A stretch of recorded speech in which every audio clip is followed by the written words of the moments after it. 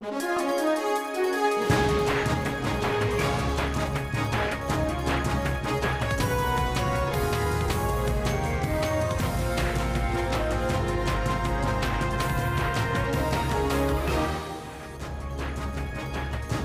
900 hours Central Africa time here on the newsroom. Jumbo Africa. I'm Elvis Preslin. Our question of the day, we focus on the pronouncement by the US President Donald Trump recognizing Jerusalem as Israel's capital. Now, this is in opposition to the international consensus that view that holy city as the final status issue that must be resolved by both Palestine and Israel. Exactly. The two-state city that we've been talking about seems to be in jeopardy as a solution. We're asking you, what could the implications of Donald Trump's pronouncement be on Jerusalem? Let's take a look at what you are telling us. Yongama says, what do we expect from the Donald? He is the main reason why I don't believe in presidents no more. It's safe to say that they all don't know what they are doing. Ikwana Nazo says, I'm not surprised because it's always been clear that the United States supports Israel and it's behind all the atrocities committed by Israel. The attitude of Benjamin Netanyahu and his people signifies the power madness and support from the USA. Well, there you have it. Those are some of your comments. Well, there's another one there from Frederick that says, we all know what history entails with the geographical limitations of Jerusalem. All Bible and Quran readers can enumerate countless evidence of the situation of Jerusalem. So the US president's standpoint was a clear indication to confirm it. Well, there you have it. These are your comments. Please keep them coming. It is a topical issue. We'll read them as we continue. But we're also conducting a poll here at home. The Professional Hunting Association of South Africa, PASA, came under fire this week after the recent acceptance of a shooting of captive-bred lions. That's canned lions. Yeah, now trophy hunting in itself is something that some people aren't in agreement with, but we're asking you about this particular thing. Should captive lion hunting be banned? Well, there you have it. So far, we have 151 votes in. 89% of you are saying yes, and 11% are saying no. Very interesting. With 151 votes coming in, Elvis, and you know what? It's quite interesting that it's so skewed in terms of the votes themselves. Yes. Tabo Quincy Peter says no, a very simple no. Save ANC says, do we go hunt? They are the national pride, huh? Says Save ANC. And we've got another one coming in from Michael. He says, yes, it's cruel, barbaric and macabre. All forms of animal hunting in Africa should be abolished. And why don't these Europeans and Americans and Chinese hunt their own wild animals like the bears and the pandas and the jaguars, etc.? Michael, you are so on point. Could not agree with you more. Yeah, now they come all the way to Africa to hunt lions. Yeah. Well, keep them coming. We'll read them as we continue. But we also have a sporting question for you.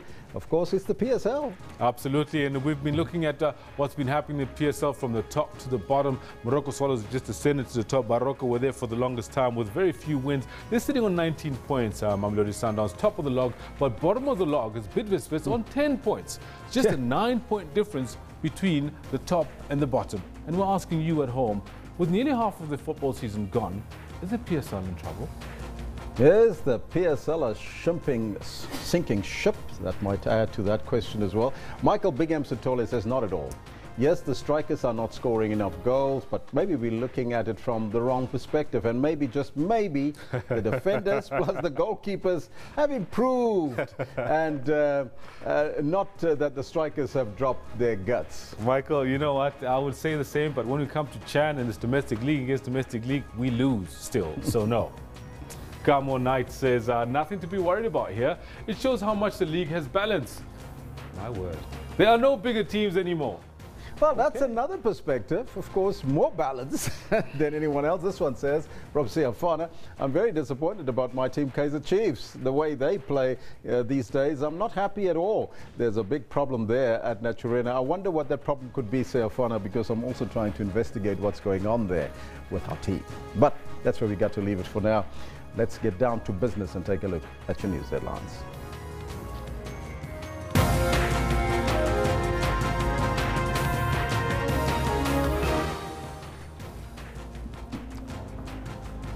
As you can see there, Life Isidimeni is the South African Federation of Trade Unions expected to picket outside Isidimeni arbitrations hearings to demand justice for the 143 people that lost their lives.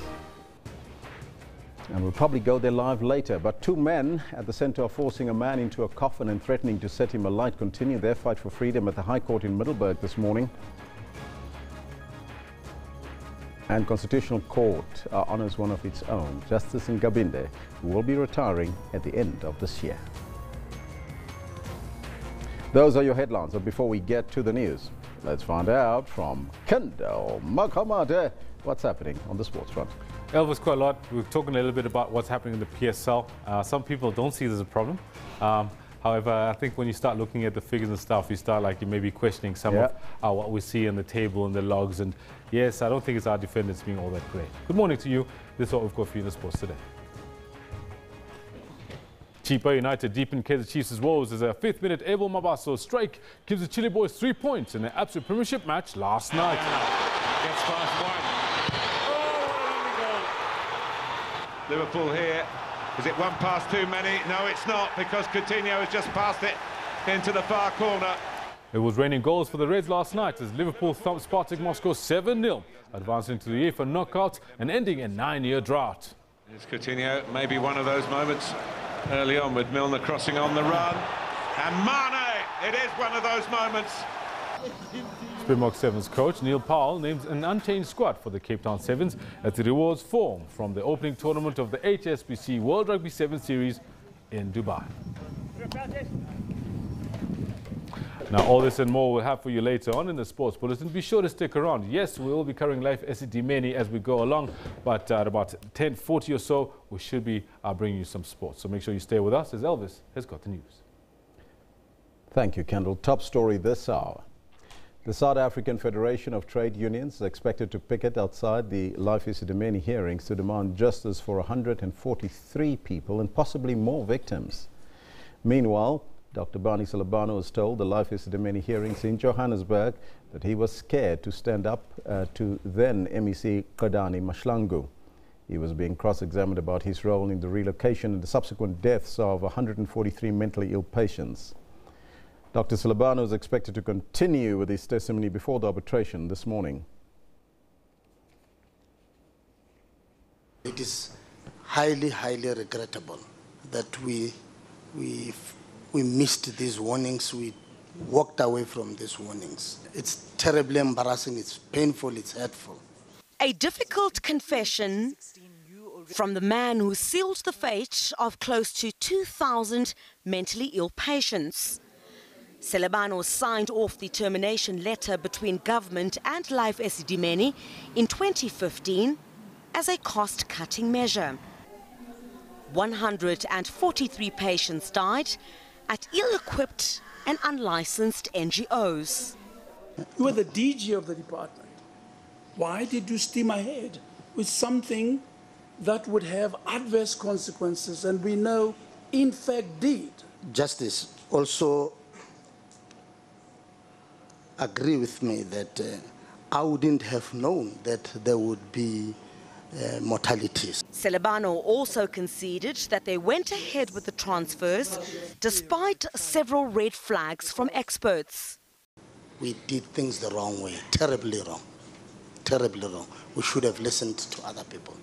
And this is the explanation of why. Were you really scared of this lady, MEC, who was in charge of you, while patients are likely to suffer great harm? And I think the answer is yes. Yes. Dr. Barney Salabano's legal woes are far from over. He is yet to face an internal disciplinary hearing. The suspended Director of Mental Health, Dr. Makabo Manamelas, begins this morning. She faces, amongst other charges, dereliction of duty, negligence and fraud. Criselda Lewis, SABC News in Parktown, Johannesburg. The coffin case is back at the High Court in Middelburg this morning. Theo Jackson and Willem Moorstason will apply for bail pending a decision by the appeal court on their petition for leave to appeal. They were sentenced to 11 and 14 years in jail earlier this year after being convicted of forcing a man into a coffin and threatening to set him alight. Their application for leave to appeal both convictions and sentencing was dismissed by the High Court, and their legal team then approached the Supreme Court of Appeal. A formal court session of the Constitutional Court will be held today in honor of Justice Bess Ngabinde. She will be retiring from the Corn Court at the end of this year after serving 12 years as a Justice of the Court. In 2006, she was appointed as the Justice of the Constitutional Court. When the Deputy Chief Justice, Dikgang Moseneke, retired in 2016, Justice Ngabinde was appointed the Acting Deputy Chief Justice. For part of this stint, she became the Acting Chief Justice, the first woman in South Africa to hold that position. The Justice Minister, Michael Masuta, says that he will soon submit to Parliament government's notice of withdrawal from the Rome Statute and introduce an international crimes bill to replace it. Now, he was speaking on the sidelines of the 16th session of the Assembly of States Parties to Statute in New York, where he reaffirmed Pretoria's position to withdraw from the International Criminal Court, the ICC. The decision followed several court judgments that the government violated the law by not arresting Sudanese President Omar al-Bashir during his visit to South Africa for an African Union summit in June last year. It's a meeting of states who are signatory to the Rome Statute, one that provides management oversight as the legislative body of the ICC, and where South Africa again accused the pre-trial chamber of further clouding the issue around Bashir's non-arrest. We're here to once again reaffirm our national position that not much has changed since we announced our intention to withdraw from the Rome Statute. The court itself, in its judgment in The Hague a few months ago, gave us a further reason why we believe that indeed there is a problem in the manner in which this statute is being interpreted and applied. All the reason why we feel we cannot sustain a situation where our commitment to promoting peace in the African continent especially, and at the same time having to adhere to our obligations under the Rome Statute as it's being currently interpreted and applied, are in conflict with each other, and we have to make a choice. At issue are two competing articles in the statute. Article 27 that says no person, even a head of state, shall be exempt from criminal responsibility and where immunities shall not bar the court from exercising jurisdiction. Article 98 of the same statute says the court may not proceed with a request for surrender, which would require the requested state, in this instance South Africa, to act inconsistently with its obligations under international law with respect to diplomatic immunity. And while the pre-trial chamber affirmed Article 27's supremacy over 98, Masuta does not believe it settled the matter definitively. The Rome Statute itself, in Article 98, explicitly says that effectively Article 27 that says immunity will not apply does not apply to a state party which is not party to the Rome Statute, which Sudan happens to fall in that category.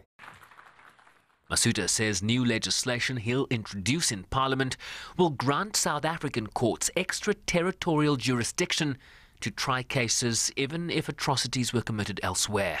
Sherwin Brycepease, SABC News, New York.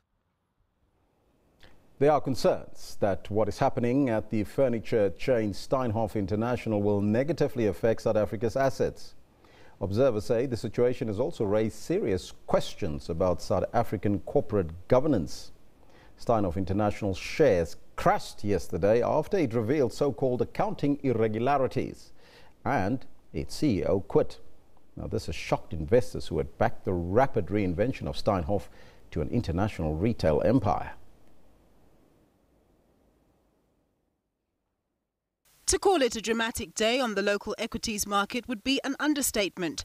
From Friday last week, Steinhoff shares are said to have lost roughly 150 billion rand of value. The company has been a market darling for fund managers, with many allocating some of the share in their clients' portfolios. With everything now up in the air, a massive sell-off has ensued. And now that the man who has helped to turn the company's fortunes around has left the picture, confidence in the company is at an all-time low. Mark Schuster, been at the company for 29 years. He's one of the people whose brainchild current Steinhoff is. He's the one who's built it to where it is at the moment. Having him leave says that there's something big that's going to come out. The problem is we just don't know at the moment. Audited numbers or any numbers were delayed, so we don't know what they look like for 6 months. Schuster leaving means that he's leaving because of it's a big reason. I would say a lot bigger than allegations of tax evasion, because that's a subjective matter. This is probably something a bit more sinister, which is concerning. And it looks like fund managers are taking the view of we don't want to wait and see. Let's rather get out, cut our losses and move on. Steinhoff has been under the radar of German investigators who are looking into alleged irregular accounting practices. The company indicated on Monday that it would release unaudited financial results today. But once announcing the departure of its CEO, it then announced that the release of the results would be postponed, causing further panic. This combination of factors has left many asking what is the real story and whether Steinhoff has overvalued its assets, as is alleged. It's a worrisome situation, as the company's gross debt of 100 billion rand is more than the company's worth. The debt has been accrued as Steinhoff has gone on a massive acquisition drive, purchasing key assets in the US and the UK. Steinhoff says it's hired PwC to independently investigate the alleged irregularities. In the meantime, the share price continues to fall like a stone. Nompumelelo Siziba, SABC News, Johannesburg.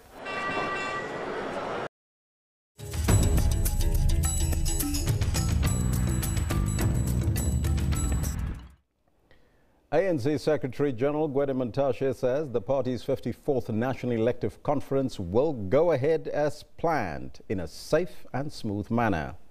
Speaking exclusively to the SABC, Mantashe said that the conference will not be derailed by court battles being fought by structures in various provinces and other nomination challenges. He argues that the party will be able to address these branch concerns even after the conference has taken place. The conference of the ANC is going to be safe and secured. That I can assure you. We will go to that conference. It will go smooth. The PGCs have gone, all 9 have been done. So there's no issue to complain about now. We must go to the conference. People raise that I had an appeal as branch 1, branch 2, and so forth.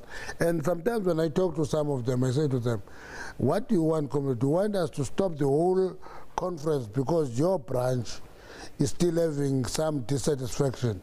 Or do you want to appreciate the fact that we're going to the conference now, some of these will be addressed post the conference?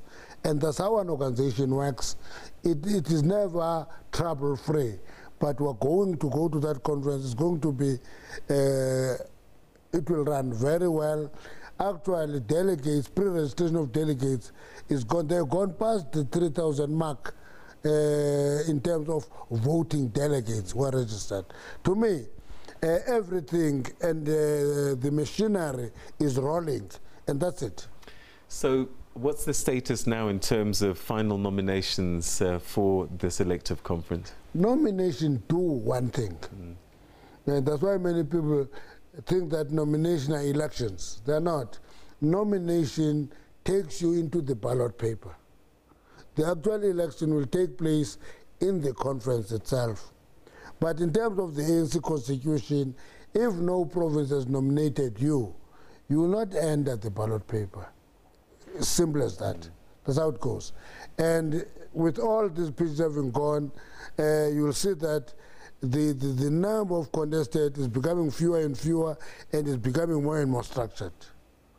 All right, so we shouldn't read too much into the nominations per se, the numbers that came through. You're saying that the real story happens at the conference itself. There's always questions and worries and concerns about money changing hands and people being persuaded and bribed and so on and so forth. How are you going to make sure that this is clean of this kind of thing? Again, that talks to the point I was making, that Once you are having an open organization like the ANC, a big organization like the ANC, people come in there. Others don't care about the ANC, they care about themselves. That's where bribery and money changing hands take place. And people are being ready to sell the ANC to the highest bidder. What they never think about is that if I sell the ANC to the highest bidder, I will actually be governed by the highest bidder. But if I look into leadership as the truth of the riddle, instruct us to do and assess them and assess their capabilities, their competencies, I'm more likely to have a situation where we change the direction, because every organization grows, reach a plateau and begin to decline. If we don't discover a new growth trajectory, you are going to disappear. So this conference is about making a big effort of reaching there and have a new growth trajectory for the ANC, and it is possible.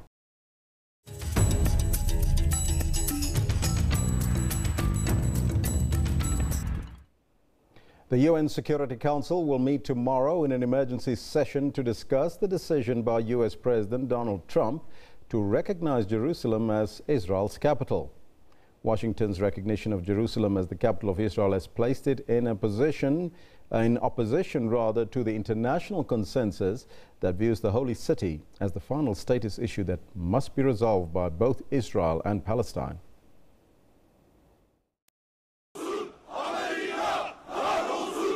Hundreds of protests outside the U.S. consulate in Turkey, the first signs of anticipated widespread protest action across the Middle East and elsewhere against the decision by the United States president. Today we finally acknowledge the obvious, that Jerusalem is Israel's capital. This is nothing more or less than a recognition of reality. It is also the right thing to do. It's something that has to be done. That is why, consistent with the Jerusalem Embassy Act, I am also directing the State Department to begin preparation to move the American Embassy from Tel Aviv to Jerusalem. This will immediately begin the process of hiring architects, engineers, and planners so that a new embassy, when completed, will be a magnificent tribute to peace. Trump says he's merely implementing domestic law after the 1995 Jerusalem Embassy Act was passed by both houses of Congress, providing for the relocation of the U.S. Embassy to Jerusalem, something his predecessors since former President Bill Clinton have deferred implementing by signing waivers every 6 months, citing national security concerns.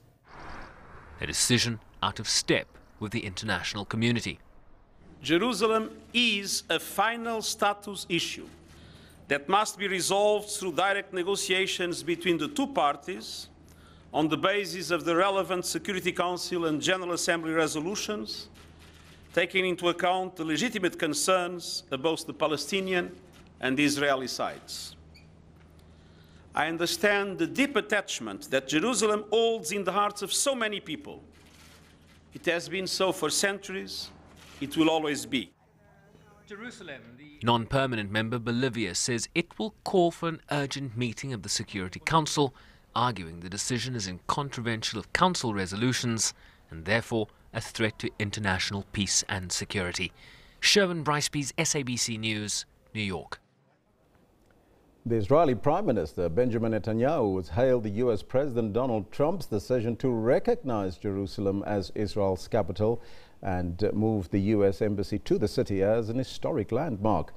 Netanyahu says that any peace deal with the Palestinians must include Jerusalem as Israel's capital. He also urged other countries to follow the U.S. lead by also moving their embassies to the city. This is a historic day. Jerusalem has been the capital of the Jewish people for 3,000 years. It's been the capital of Israel for nearly 70 years. It was here that our temple stood, our kings ruled, our prophets preached. Jerusalem has been the focus of our hopes, our dreams, our prayers for 3 millennia. From every corner of the earth, our people yearn to return to Jerusalem, to touch its golden stones, to walk its hallowed streets. So it's rare to be able to speak of new and genuine milestones in the glorious history of this city. Yet today's pronouncement by President Trump is such an occasion. We're profoundly grateful for the President for his courageous and just decision to recognize Jerusalem as the capital of Israel and to prepare for the opening of the U.S. Embassy here. This decision reflects the President's commitment to an ancient but enduring truth, to fulfilling his promises, and to advancing peace. The President's decision is an important step towards peace, for there is no peace that doesn't include Jerusalem as the capital of the State of Israel. I call on all countries that seek peace to join the United States in recognizing Jerusalem as Israel's capital and to move their embassies here. I share President Trump's commitment to advancing peace between Israel and all of our neighbors, including the Palestinians. This has been our goal from Israel's first day, and we will continue to work with the President and his team to make that dream of peace come true. I also want to make clear there will be no change whatsoever to the status quo at the holy sites.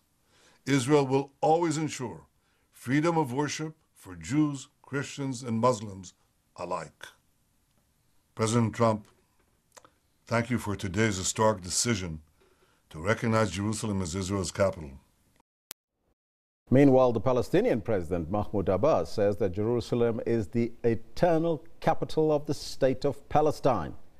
Abbas's spokesperson said that Trump's announcement was tantamount to the United States abdicating its role as a peace mediator.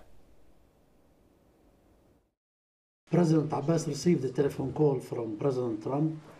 Our understanding and our position, the position of President Abbas, is very clear. If the American embassy is going to be moved to Jerusalem, this is against the international law, and this will be unacceptable from our side. If this happens, it would complicate things. It would put an obstacle to the peace process. Maybe it will be the end of the peace process. Hopefully, the American administration will backtrack from this decision if they are willing to move ahead. Meanwhile, here at home, the ANC Secretary General, Gwede Mantashe, has also weighed in on U.S. President Donald Trump's Jerusalem pronouncement. Obvious, simple, Middle East will only be resolved once we have the two-state solution. If you try to tamper with that, you are going to cause chaos in the Middle East. Now, that's why we're asking you this question in relation to that, because we would like to find out from you what could be the implications of the U.S. President Donald Trump's pronouncement on Jerusalem. What do you think? Hey, lots of comments around that. We'll take some of your comments right now. Nazim Grootboom says, Donald is a joke of a president. He must leave politics to politicians and stay in business.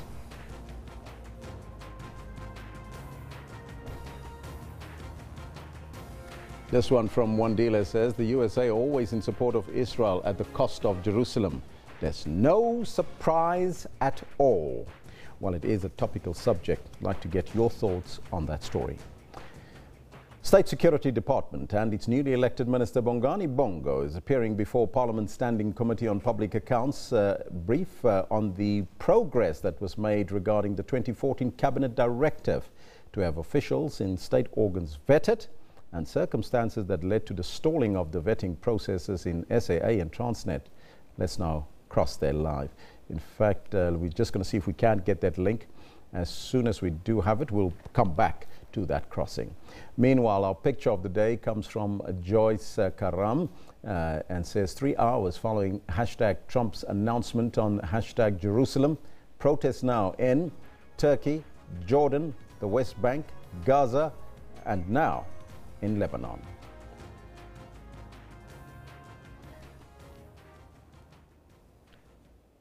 So that promised remote that we were going to give you live from the State Security Department and its newly elected Minister Bongani Bongo. They are now before SCOPA, that's Parliament's Standing Committee on Public Accounts. They are briefing them on the progress that was made during the 2014 Cabinet Directive to have officials in state organs vetted. Let's go there live. When nobody could be employed within the civilian intelligence agencies without a valid security clearance. And in all instances, that clearance should have to be top secret. So that had happened. We then underwent a process where we were vetting people within departments. And I think, again, the next couple of years were preoccupied by actually vetting senior management within government departments. There had been a cabinet decision, and the president had pronounced that the agency should focus on supply chain management. Where are challenges? Part of our challenges is that vetting in the main up to now has been done in a manual form, which meant that it was labor-intensive, and it had relied on heads of institutions or institutions to inform the agency and provide the relevant information to the agency on the people that required vetting. So that has been a challenge.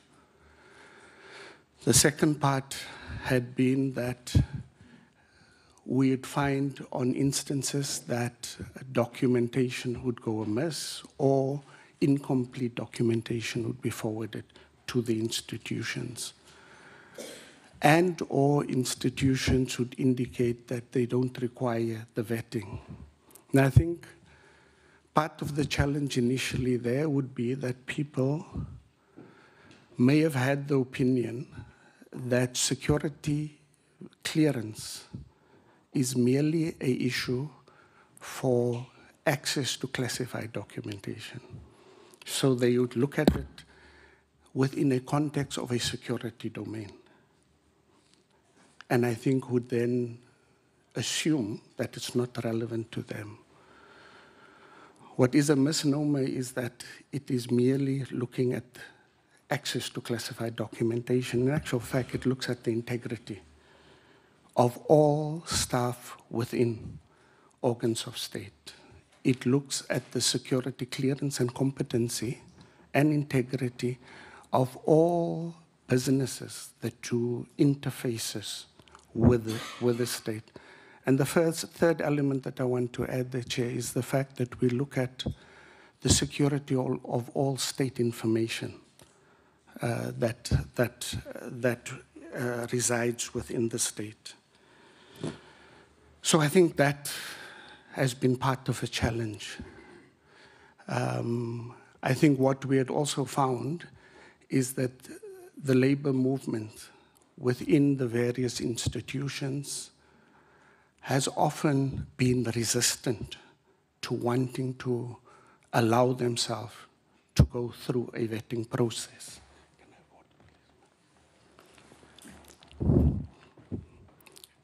Now,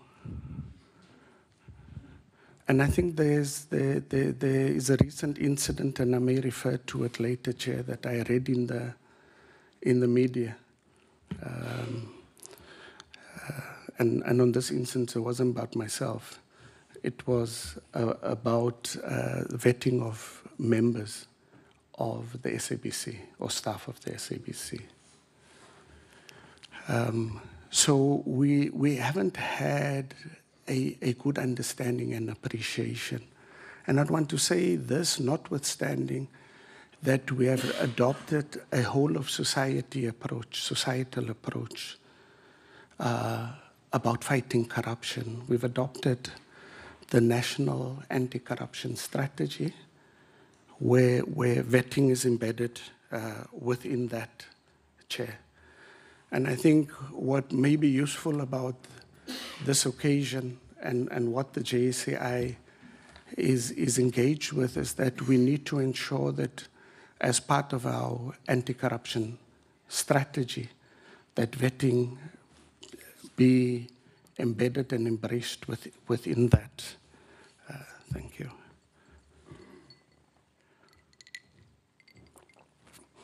Maybe I should reflect on the issue that I've read about the SABC, because as part of the vetting, we have different phases of vetting, chairperson and honorable members.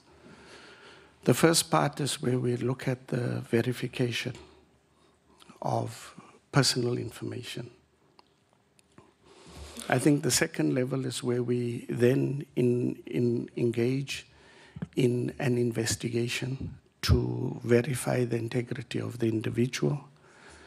And as a third phase, to validate the information that we got from the investigation, we embark on a polygraph, do a polygraph examination. We are finding in many an instant that we are not getting cooperation in the area of people wanting to be party to polygraphy. I think the legislation, as well as our regulations, has been lacking because it's not placed sanction on heads of institution if the relevant staff is not cleared in accordance with the minimum information standards. So what we have embarked on, and the minister has alluded to it, is that we have embarked on a process that started some time back, where we are drafting vetting regulations. These regulations should be finalized very soon. There's just one element that we're finalizing on the regulations. But the regulations, what is important about the regulations, Chair, is that the regulations is going to attach a sanction to both the individual that is not vetted as well as the head of institution. And I think that is important going forward, that we actually finalize that process. Because it's in its draft form, I don't want to allude to what we have stipulated on the sanction against head of institution, but that then means that it would be obligatory. The next element, Chair, is that we have embarked on a process, and by the end of this financial year, we would have run a pilot project on modernizing vetting. In essence, saying that we'll be doing e-vetting. It therefore means that we will enroll all individuals employed and doing business with organs of state onto the system and verify their bona fides. So we should be able to identify those people or individuals who have qualification discrepancies, or criminal record. So once we've digitized and modernized our vetting, I think we'll be able to reflect on the integrity of all those that work within the state.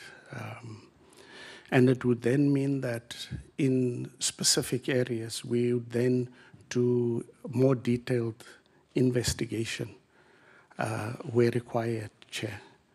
I may, just as a last point, indicate that it's been legislated that we have what we call vetting fieldwork units. These units are deployed in departments where they do first-line work on behalf of the agency. So when vetting has to happen, this would be the unit that would receive all required documentation, do first-line investigation, and then pass that on to the agency to do an evaluation and do the polygraphy of the members. I hope, Chair, that in what I've presented, I've been able to convey part of the challenges and maybe attempt to indicate what we are doing to correct. We accept that, in part, that we have not been able to live up to our mandate on vetting. to do what should have been required, but it's been due to personnel constraints and the volume of the people that we need to vet. Thank you, Chair. Okay, Comrade Boy, Comrade Kikane.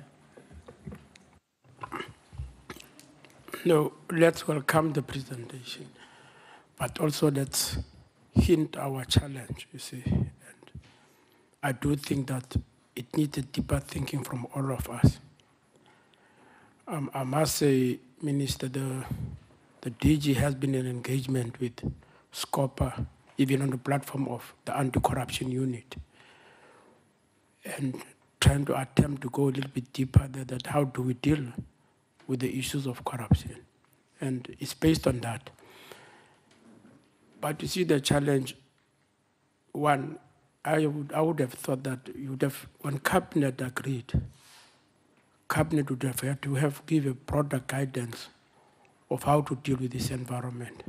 But SCOPA come across it when individuals in different entities says, this was a Cabinet decision, and what happens?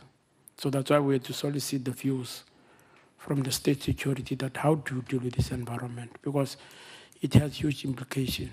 As you are saying that one of the people we're dealing with in SABC was the head of the entity, but is not, originally from South Africa. As we're dealing with Transnet now, I do know that the CFO or whatever it is also not from South Africa. Now you continue finding people occupying serious positions in government and no clarity that what do we do with them? And when they're not vetted, in our fight and our determination as SCOP, as this committee to get more intense around the issues of fighting corruption. And what the DG said at some stage, we would love to work closely with SCOPA to make sure that we clear these areas. It is a problem, and it is a problem that is going to stagnate our fight against corruption.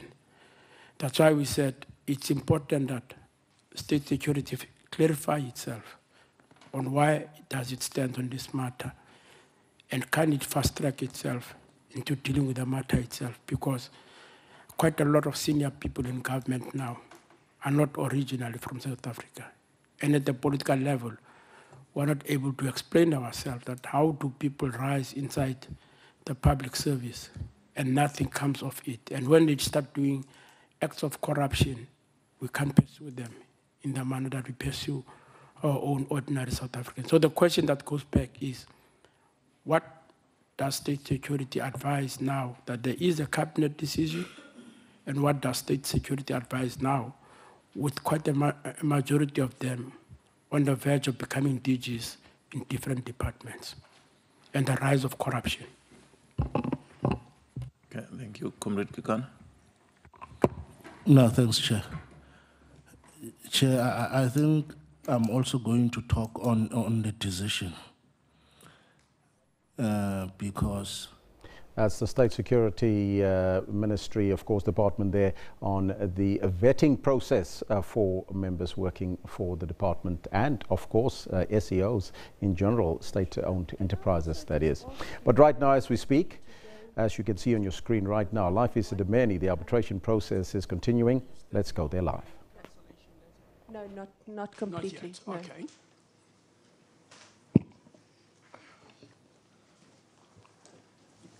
Which page, Council? Page 180, volume 1.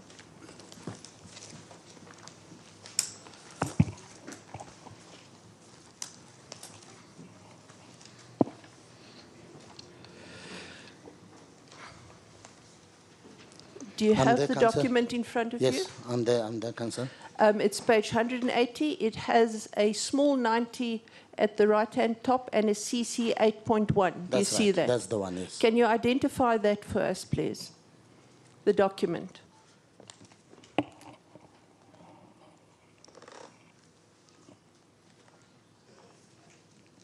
Yeah, without going through the minutes, but I see that I was present and I know the names here. I can see KC, Yes. Let us identify the documents. A minute of a meeting, Department of Health and SADC, 30 November 2015.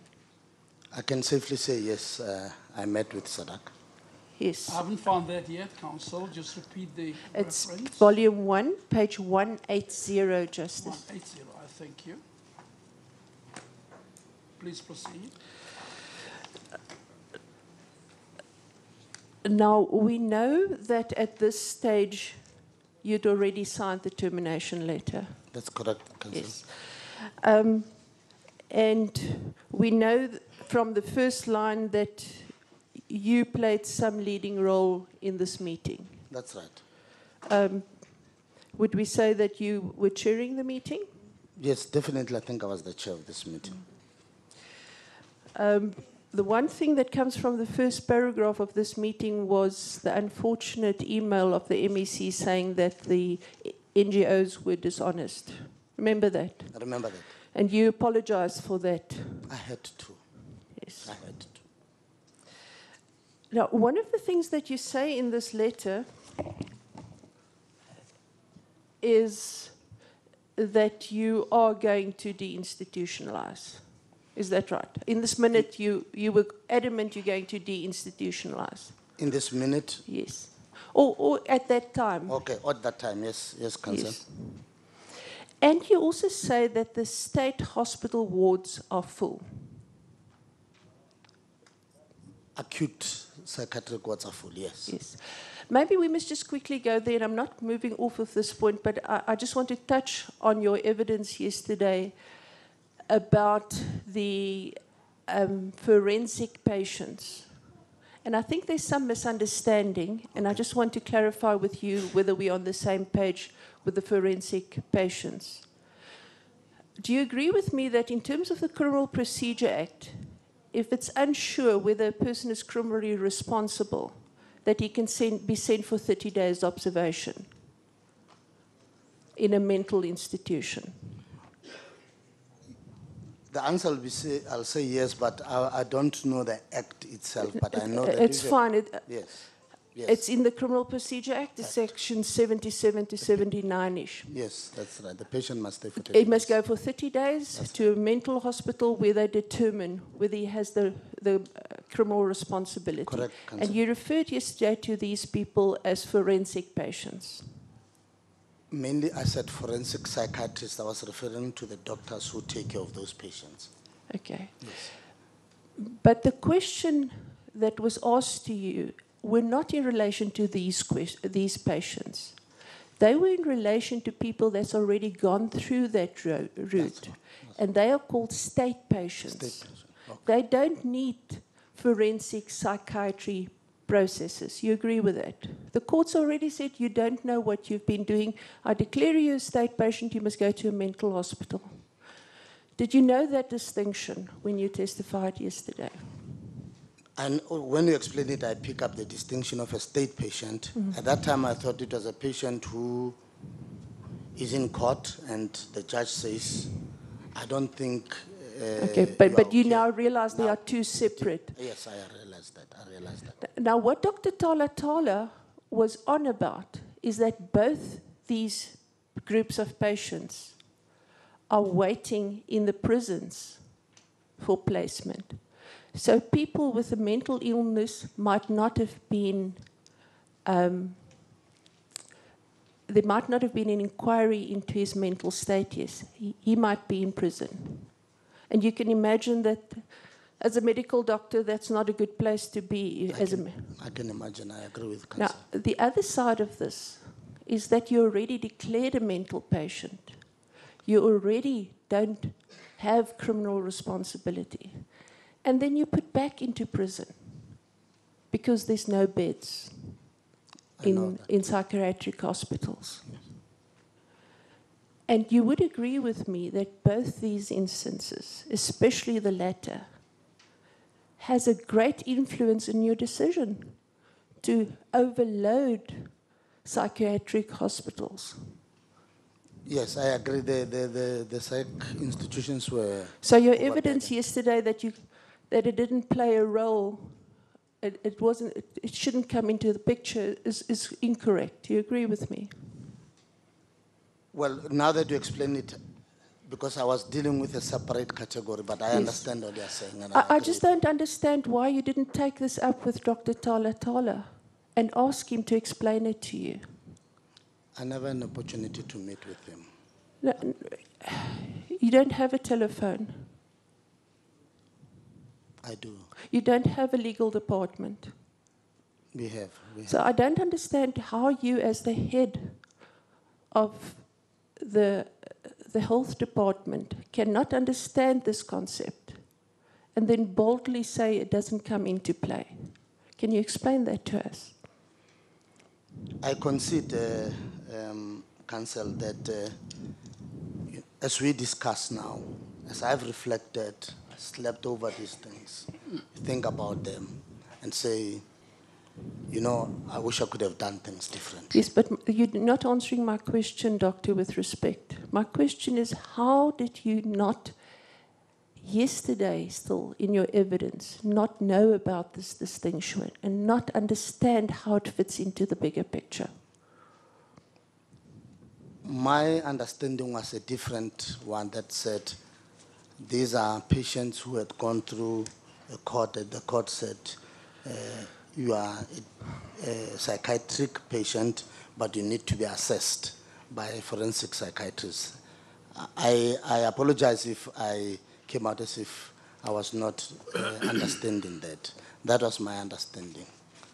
Yes, we accept that, Doctor, and I don't want to belabor the point. But I'm still trying to get my head around how the head of the department does not understand technical terms put forward to him to consider in his decision-making, and he doesn't understand those terms. That's what I'm trying to understand. And I'm not speaking now. I'm speaking up to yesterday. So I'm trying to understand why you didn't understand those terms. You mean yesterday? No, when you made the decision, Doctor. Okay, I understand. Why is that? At that time, I can only say that I don't know how I missed that. That's why I can only say that I don't know how I missed that. Okay. Let us continue to page 181.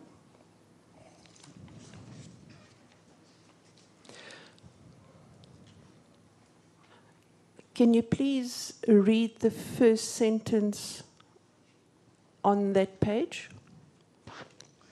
The HOD discussed the need to desegregate patients from the life facilities and to assess the social impact on patients and employees of Life SABC men, as is instructed by the Premier. Can you explain that sentence to us, please? Okay. The last part of the sentence, okay, let me say I discussed the need to desegregate. I was saying Life SABC men has different types of patients. So I was saying you can't mix all the patients.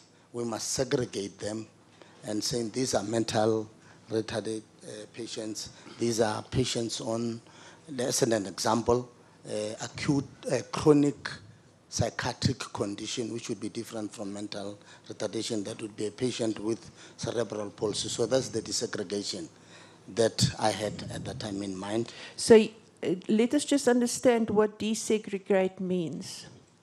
Does it mean you want to take away the distinction? You want to put them all together? No, no, no. You want to separate them? No, to say this is patient A with cerebral palsy. You must segregate that patient from the patient with chronic bipolar. And you must. But what does desegregate mean? Because you're saying now we must segregate them, but D means I'm going to take away the segregation. Isn't that so? Well, Council, maybe now the desegregate, it's a written word then in these minutes, but in my understanding, when I said this, I meant... But they were already segregated at Life SABC. Isn't that so? Yes. So why would there be a need to desegregate them? In this case, what I'm thinking, trying to think backwards, that what I was meaning here was that as you move patients, do take care to separate the patients. The cerebral palsy not be mixed up Male and female? Male and female, I would suppose. And how will one assess the social impact if you've already separated them? The social impact here, what I was saying patients have families. There is no way that you can separate patients from their families. What is the impact of what we are going to do? What would be the impact to the family? Example, I had in mind that you cannot burden the patient with transport costs. Not patient, the families with transport. That's what I had in mind. Those are some of the social implications that I was thinking about. Doctor, and as instructed by the Premier, what does that mean? Okay. And employees of Life SABC. Here, the instruction was that as we close Life SABC, we must ensure that the workers at Life SABC are absorbed into the state. That's what I meant by that. And as instructed by the Premier? Yes, it was the Premier said, ensure that no one loses their job. We've done the same thing with Selby Park. Did the Premier say that to you? In person. You said that the Premier instructed. I want to know, who did the Premier instruct? Did the Premier instruct you? Let me try and recollect. Either the Premier might have informed, I'm trying to recollect, that either the Premier might have informed the MEC to say, listen, whatever you do, tell your HOD that people must not lose jobs. Or we might have gone to the Premier's office and where that discussion ensued, and I was instructed, ensure that people don't lose jobs, minimize job losses. That was, so I'm not... Dr. Silabona, I don't want to play with words, but as instructed by the Premier seems pretty straightforward, don't you agree? When you read it, yes, it's instructed by the And it Premier. seems from that sentence that the Premier must have known about the closures if he wanted to safeguard patients and jobs. Yes.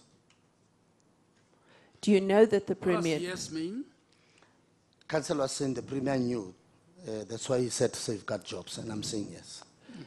And I still want to know from you, before we move on from this, how do you know that this was an instruction from the Premier? Did he speak to you? In person, it's very rare that the Premier would talk to me in person, but... Please, we don't want to speak in general terms, Doctor. Did he speak to you and gave you this instruction? Just yes or no? No. Personally, no. And do you have any record where this instruction comes from? No, I don't have record. If I were to go back, perhaps, but I wouldn't know where to start now. I don't know. I just want to tell you, I will argue that the sentence that you've read out, the need to desegregate, that doesn't make sense at all in light of your explanation. Do you agree? Okay. I hear you in terms of language, yes. Mm-hmm. Because men and women were put together. And that would have a social impact on patients. I agree, So Council. it seems to me that this sentence rather speak to putting men and male and females together. Council, I wouldn't say that. Even in hospitals, we don't do that. Mm-hmm. I can't fathom myself saying put men and women together. I can't do that. Just to finish this off, in fact, there was a terrible impact on patients, you agree? I agree. And there were also impact on Life SABC employees, you agree? I agree. So if there was such an instruction from the Premier, you didn't heed that? You mean on employees? No, on both? No, on the employees, they were absorbed. Lots of employees from Life as Demand were absorbed. Not all of them were absorbed. The Yeah. unskilled people lost jobs, didn't they? Yeah. My meeting with the managers, I said, make sure. Yes, that's not what I'm putting to you. I'm saying you did not heed this because this wasn't executed. People lost jobs. I hear you, and I wouldn't And you argue agree. with you. But also, a lot of people also were absorbed. They were. Well, let's talk some detail here. Council is debating with you something that we know quite a bit about. Okay. Remember that people have testified ahead of you. Yeah. Starting with Dr. Manamela. How many people were employed at Life as Dimeni at the point of termination, September 2015? At Life as Demand, I wouldn't know, honestly. I know that the professional nurses were the ones who were first to be absorbed. I know that. We were told they were in the order of, from memory now, we can look on the record. There were something like 360, 370 employees employed by Life as Dimeni, not by you. 700, Justice, sorry. 700? Yes. So I gave you half. Oh, 700, thank you, Council. And we asked Dr. Manamela quite carefully, yes, where in her plans was the protection of workers. I couldn't find it, I couldn't see it. The concern that as you close Life as Dimeni, you're actually going to terminate 700 jobs. Did you ever see it on any of the plans? In the plan, it was not there, but I'm raising my arm, Judge, that a number of, I cannot We'll give you. get to the numbers now. We have Yeah, to get to specifics. I looked at the plan that even that Dr. Manamela put up, which you referred to yesterday. Yes. I don't see a word about the workers. No, it didn't include that, yeah. Why not? She was asked the same question by me, for that matter. Why not? It's probably a terrible omission. That's the only I can. It's a terrible omission. Again, it's about people of life and blood. It's agree. working people. I agree. Were you going to save costs on them also, besides the patients? No. But no. it follows, isn't it? If you shut the place down, they lose their jobs, you don't have to pay the amount to Life as Dimeni. Let's get to specifics. Okay. How many of the workers retained their jobs? I can only talk of the categories. I don't have the number in my head. I don't want to speculate with numbers. But I know that nursing category and the caregivers, those were specifically absorbed. Doctor? Where were they absorbed? They were spread We explored across. this with Mr. Musinogi. We explored this with Dr. Manamela. Give me the specifics. I know that Working people lose their jobs because of your notice of termination. Let's leave the patients for a moment. Yes. How many of them got their jobs back? I concede I don't have the numbers. But why is it not central in your planning? What I considered again, Justice, that it was a terrible omission. Look, the patients were not central in the planning. The working people who are looking after them are not. And they lose their jobs instantly. And none of your managers, Mr. Musinogi, Dr. Manamela, could tell us how did they save these jobs. Let me tell you why is it relevant. At the NGOs, it would have been the obvious place to take these caregivers to. Was it not? It was. And they would continue to look after the vulnerable patients, wasn't it so? It was. Why wasn't that part of your plan? As far as I know, the HR department worked on absorbing those. And as far as I know, they were absorbed. Give us the details. I can't give. I'm out of the system in a sense now, Judge, but they were absorbed. I don't want to sound argumentative again. I can't give you Where were they absorbed? Some were absorbed at, I wouldn't give you numbers whether it's 20 or what, but Vescopis took some. I know that some also went to Tembisa, the ones mainly from Waverley. And the idea was to How did the spread. absorption process go on? We had to plan differently because to absorb them. I.e., did they apply for jobs anew? That's the process. We had to say, we're not going to advertise because we want to absorb you. The normal route would be we must advertise and go through the long process. We said we're not going to do that. Do you know about these details, or are you speculating now? I know about the details that we are not. I remember I had to sign to say we're not going to go through the advert route. You see, Dr. Manamela said she was quite sorry that people lost their jobs. And she was the one implementing. She couldn't give us numbers of where these caregivers, they started off with clinicians, with doctors who lost their jobs, and came nurses, came a variety of workers. And she said they couldn't absorb people who were cleaning, who were grounds people, and so on. She's sorry about that.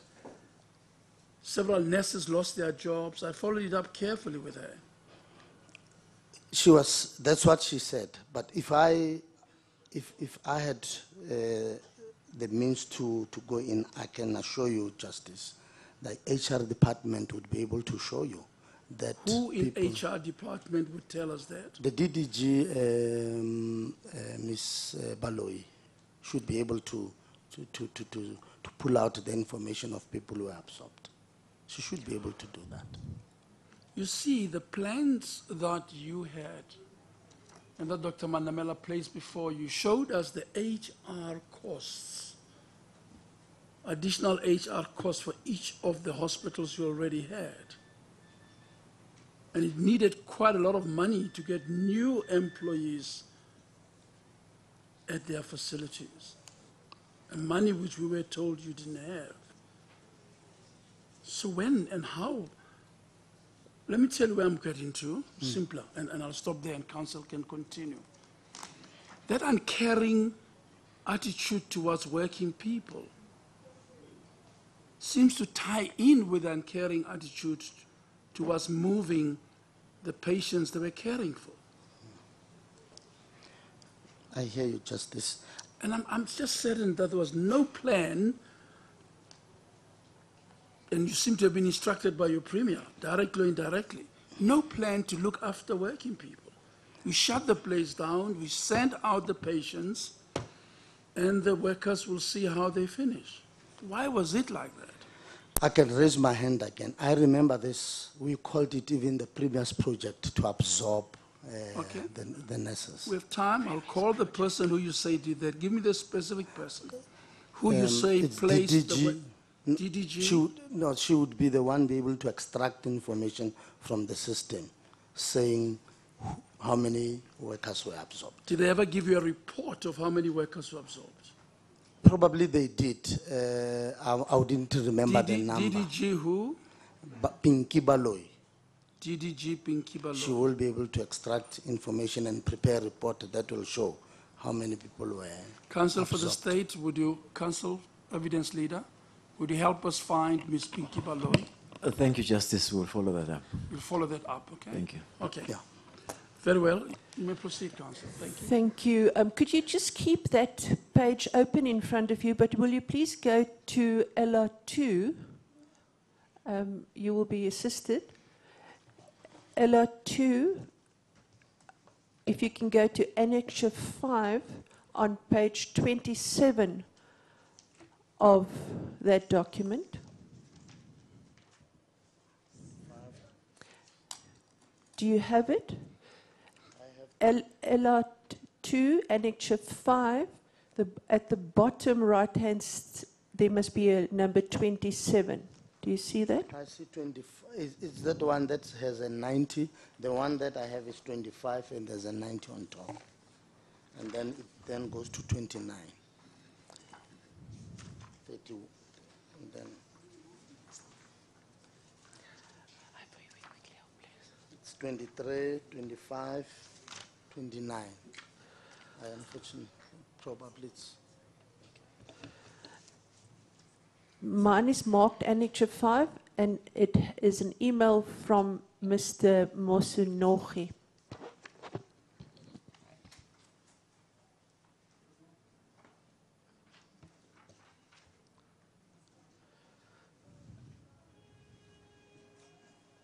That's the one directed to the MEC, isn't it? That is so, Justice.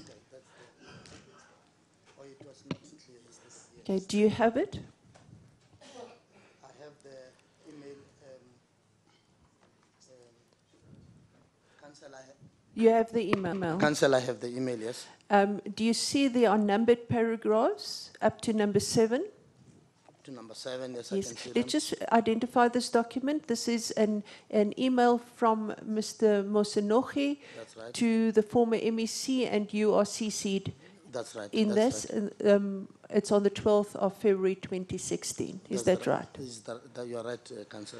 I'm sorry, Council, and that's the same document that you say you virtually co-authored. That's right, yes. We'll get to the part that you co-authored.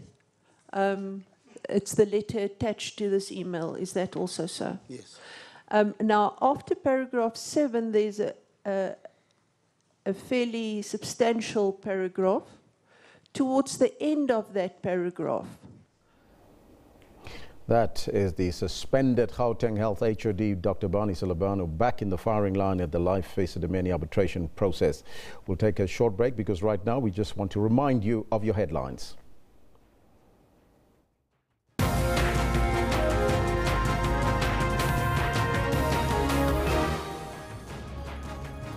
Two men at the center of forcing a man into a coffin and threatening to set him alight continue their fight for freedom at the High Court in Middelburg this morning. Constitutional Court honors one of its own, Justice Ngabinde, who will be retiring at the end of the year. And breaking news now. Police in KwaZulu-Natal have made a major breakthrough, arresting 3 alleged highly dangerous suspects believed to be behind the murders at Durban's Glebelands hostel. The suspects, including a police officer, were nabbed in pre-dawn raids. The suspects are believed to be the masterminds in the killings at the hostel. The arrest follows a lengthy surveillance of the suspect by multiple police units. As you know, Glebelands is one of Durban's notorious hostels that have been plagued by violence. Close to 100 people have been killed since 2014. We'll bring you an update on that story a little bit later. The coffin case is back in the High Court in Middelburg this morning. Theo Jackson and Willem Oosthuizen will apply for bail pending a decision by the appeal court on their petition for leave to appeal. They were sentenced to 11 and 14 years respectively in jail earlier this year after being convicted of forcing a man into a coffin and threatening to set him alight. The application for leave to appeal, both conviction and sentencing, was dismissed by the High Court, and their legal team then approached the Supreme Court of Appeal. Now, to get an update on the story, we joined now by our reporter Sibongile Mkani Mpolweni, who is at the Middelburg Magistrates Court in Mpumalanga. If you can just give us a quick update, Sibongile, because we understand that Theo Jackson and Willem Oosthuizen is there for their bail applications. Yes, good morning, Elvis. We are at the Middelburg Magistrates Court where the High Court is sitting. We know that the two were convicted and sentenced to 11 and 14 years in jail. They are now back in court applying for bail. They have petitioned the Supreme Court of Appeal to overturn that conviction and sentence. Right now, there will be arguments on their bail today. That is what is expected in court this morning. Court proceedings are about to start any minute from now, Elvis. Is victim Lochwa's family perhaps also attending the proceedings today? Yes, in terms of the support from the community, today they are a lot less than they usually are. The courtroom is not as filled as it used to be, but his mom is also here, and also victim Lochwa is also here, and the two convicts are also present in court.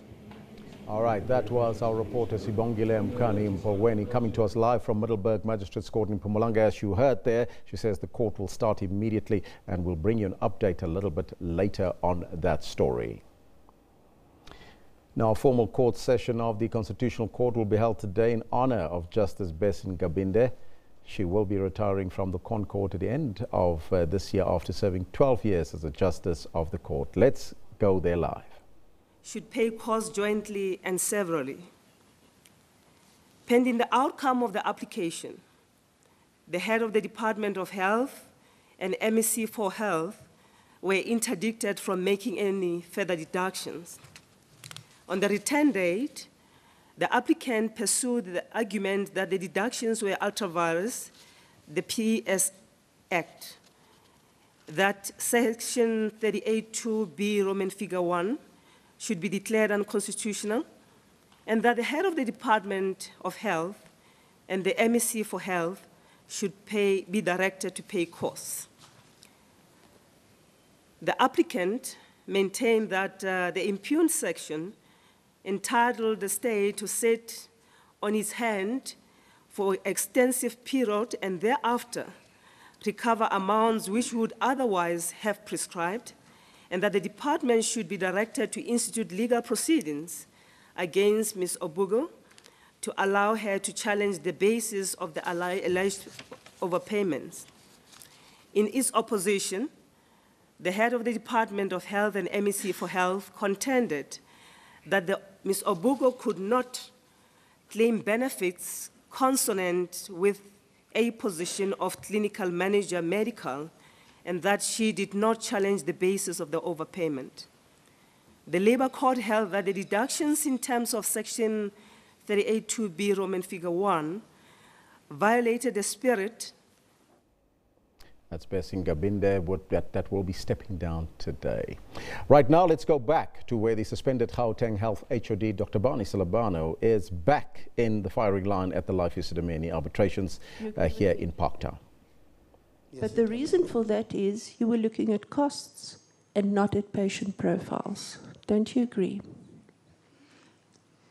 I don't agree, because my issue here, I'm trying to work backwards and think, what did the scribe understand by patient profile? I'm battling with it because it doesn't make sense to me. Okay, let's make it easier. Did you have the patient profiles in front of you before you took the decision to sign that termination letter? Just a yes or a no for starters, doctor. Myself, no, I didn't have them. So you didn't have regard to the patient profiles? Counsel, I'm trying to work out profile, meaning is the medical profile, is it? Well, you've just told us you didn't have the profiles, so categorizing them, I don't know how does it help. But your answer is you did not have the profiles when you made the decision to terminate. When I signed the contract. When you signed, yes, when you terminated the contract. There's your answer, Counsel. Thank you, Justice. I'm now going to move off that file for a moment. I'm going to take you to LR 114. If somebody can assist you.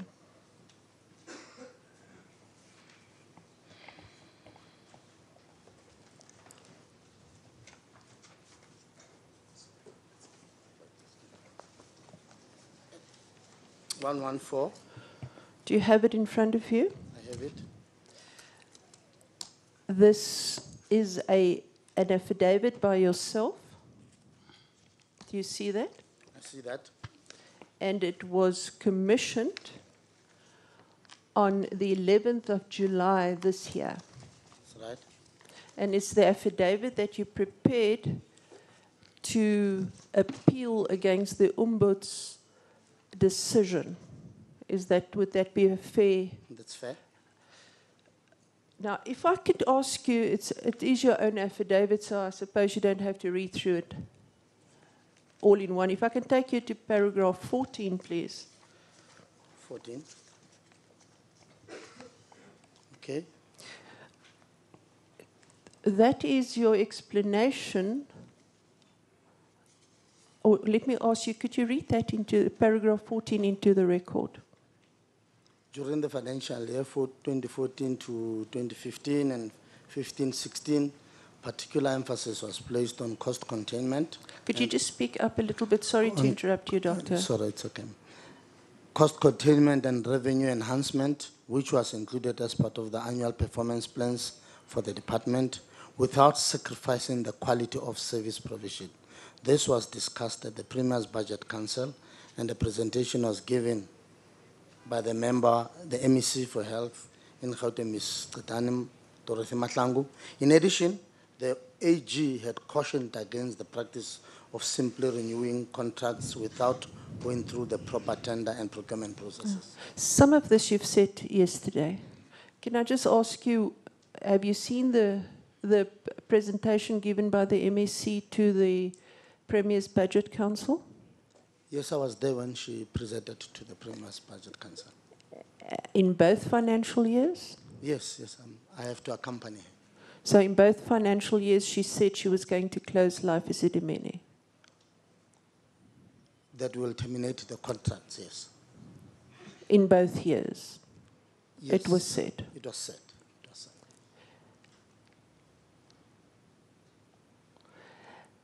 And just for... And was the Premier at the meeting? He chairs the meeting. This is Premier's Council, but was Budget Council. He chairs the meeting. He chairs the meeting. Yes, with other... And was physically present. Yes, he was physically present. Just for clarity's sake, if you talk about a financial year, 2014, 2015, which months are we looking at? The financial year starts, when you say 14, 15, it would mean from April 14, and then into 15, and then it goes back. So, you say so the financial year is from the 1st of April of 1 year to the 31st of March the next year. Is that what you're saying? That's right, that's right. So it straddles both years. So you're saying it was already discussed in the financial year 2014, 2015, 14, but it wasn't closed? Yes, it was discussed, and then we just yes or no, please, Doctor. Okay, yes. I don't want to interrupt you. Of course, you can give an explanation, but we're going to get much further if you just answer the questions. My apologies, Council. So it was decided that it will be closed, but it wasn't closed in that year? Yes. Thank you. And would this presentation that the MEC is given at both these meetings, would that be available? I'm sure it should be available. Where would we find that? It would be in the department. The department would have it at the MEC's office. It should be there. Now, when the MEC presented that plan in 2014, the year in which you didn't close the Life Esidimeni, was that the first time that you heard that this was going to happen? The closure? Yes. Yeah, that was the first time. Did you ask her, but where does this come from? You mean before we go for the PBC, I didn't ask her. Let me ask. You didn't ask her? I didn't ask You just accepted, this is right, let's close these important places.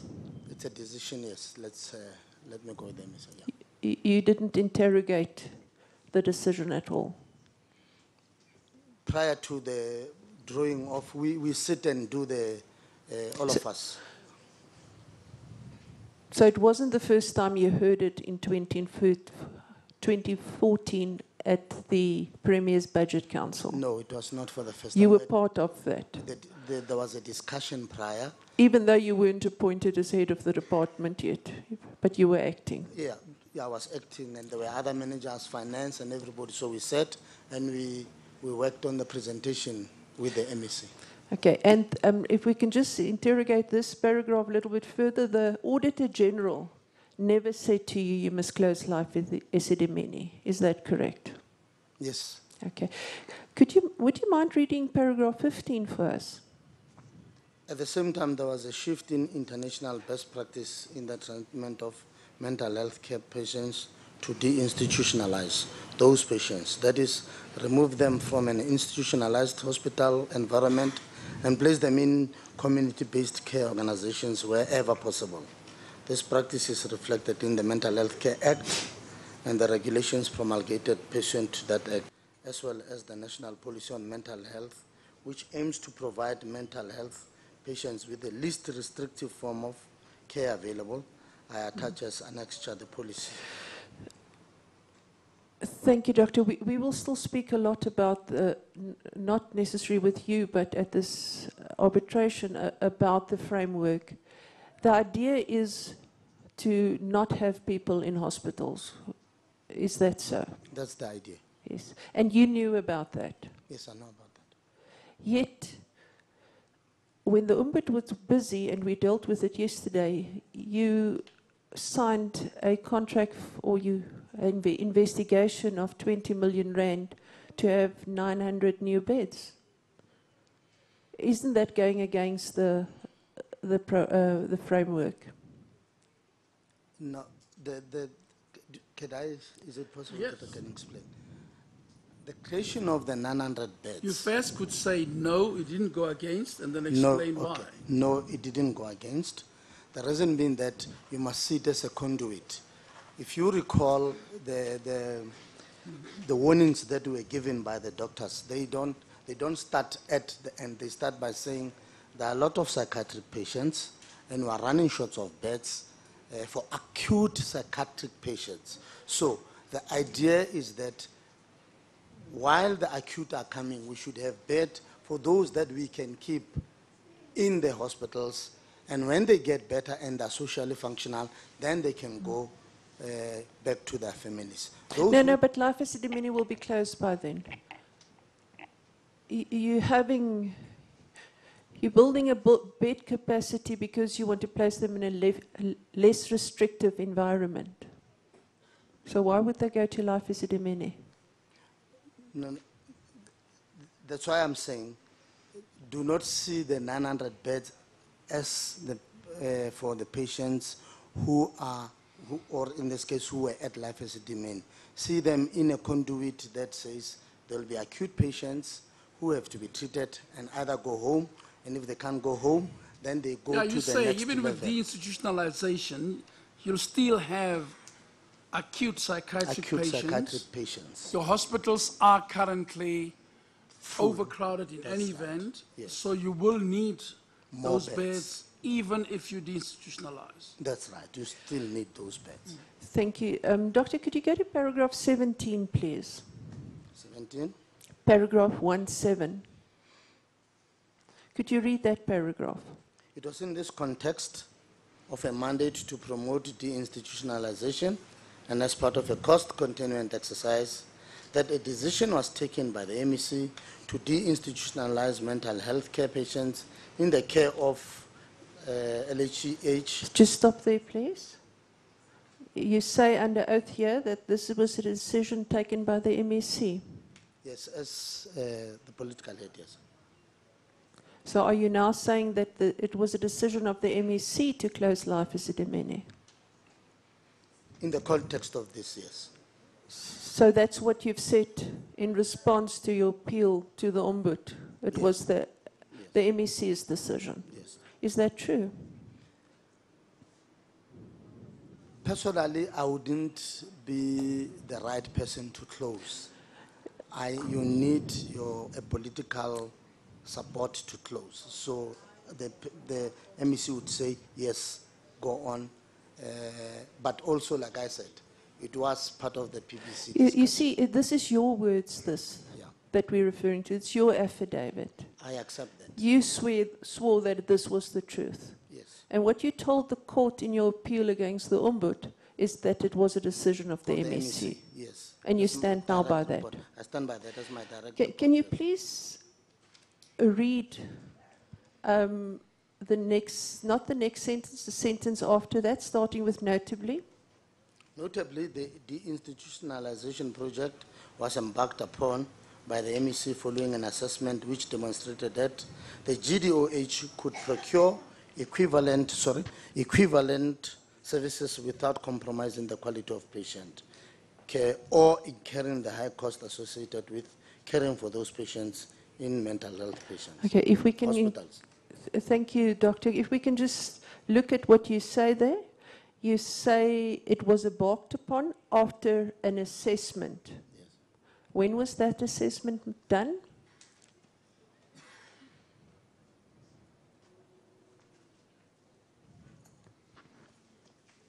I'm trying to think, Council, when was this assessment done?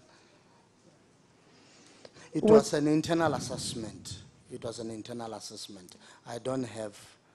and who did the internal assessment? Yes, by the mental health unit. They are the ones who are responsible for this. It was an internal Have you seen the assessment? I know about the assessment. No, you're not answering my question, Doctor. Please, have you seen the assessment? Yes, I should say I've seen that. And the assessment says that the department can give a similar service to the patients?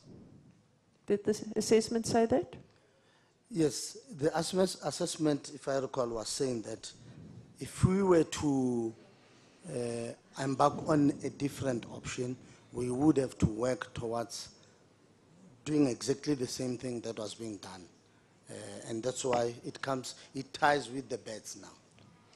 So I'm trying to establish, Doctor, are you saying that the assessment said you could render exactly the same service to patients? The same service that... Life Esidimeni was... Yes, the department would be capable. And you could do it cheaper? It would be less and cheaper for them. Is that what the assessment said? Yes. Now we know that's not true. Why did you believe that assessment? Well, it is true. No, it is not. We've seen it over and over and over in this arbitration that it's not true. People died. People starved. So it wasn't true. So I want to know, why did you believe that assessment if it's clearly not true? I hear you, Council. I concede to what you're saying. I don't want to beat around the bush. At that time, we were under the impression that it can be done seamlessly without any loss of lives. And I sit here and I look at what you are saying, that I said all things that we talked about and discussed, with hindsight, one wishes that we wouldn't have believed some of these things. Doctor, I thank you for saying that. I agree. But I'm now asking you, as HOD, why did you believe such a faulty assessment? I hear you. It's faulty now, but remember, if you go back, when we're sitting with your managers, it doesn't sound faulty. The managers But I'm asking you again, why did you believe it? Surely, as HOD, you should interrogate things, see whether it could be true. At that time, it was true. We knew that you didn't have beds. Even when the program started, you didn't have beds. Is that so? You mean in the hospitals? In the hospitals, in the NGOs, you didn't have beds. Now, yes. Now, you couldn't have been told that you had beds if you didn't have beds. So why would you believe such a bold statement? I hear you, Council. If you're sitting with your managers that are saying, we're capable of doing this project, we can assure you it's going to run, we have beds, we have the capacity, we have this. It's very you see, what Council is taxing you on is, under oath in your own affidavit, you say the assessment which demonstrated that the Department of Health could procure equivalent services without compromising quality of patients. And she puts it to you, rightly I'm afraid, that is blatantly untrue. We know now, isn't it? We know now. We know now. Then follows the inevitable question, why did you believe this? You might say, oh, my managers came to me, they threw these graphs at me, they showed me the NGOs, they showed me the beds, they showed me the caregivers, they showed me how they're going to fund this. Did they? Yes, and it made sense. Where's it? Where's that plan? At that time, it Where made is it? That's what counsel is asking you. You mean the proof that? Yes, he started by saying, did you see the assessment? Well, it should. As of now, I'm out of the system. It's not. I don't have any documents anywhere that I can demonstrate. I don't have them. But under oath, when you were charged, you tell the Ombud there was an assessment that demonstrated these things. Now we know it could not have been so. In the week or second week of people arriving at NGOs, they started dying. And counsel is texting you on that and saying, you the HOD, how could you ever have believed this? Which just turned out to be untrue. I agree. Within days of the placements. I agree, and I understand where counsel is saying. But I also, if I pull you back, you're sitting with your managers, and they are demonstrating to you that we're capable of doing this. They are experts. They have psychiatric training and all that. It's very difficult to have a high index of suspicion and say, I don't believe you. Because I wouldn't have the reason. If they said, why? No, you know why? Stuck. It may be because you never scratched. Not even the surface.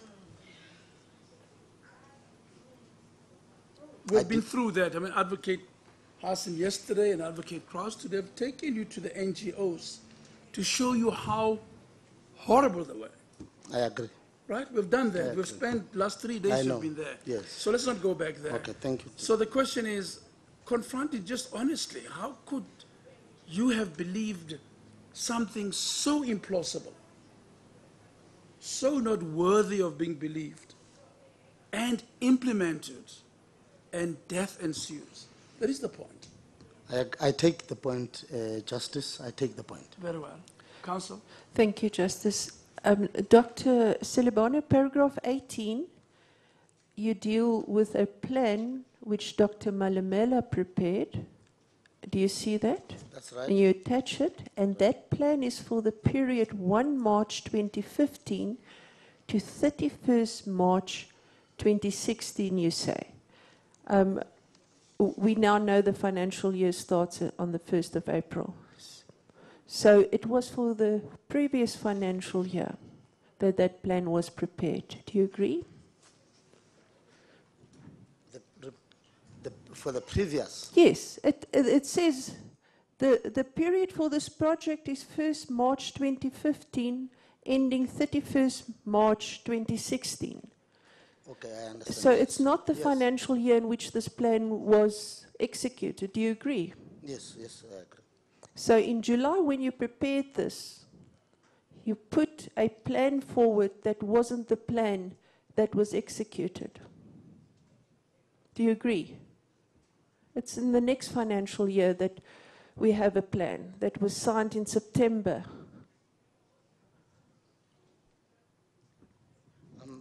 That is Dr. Manamela's plan. Yes. You Do you follow the agree? question. I'm not following it very nicely. Okay, let us start again. You say the MEC said in the financial year 2014. 14-15. Yes. Yes.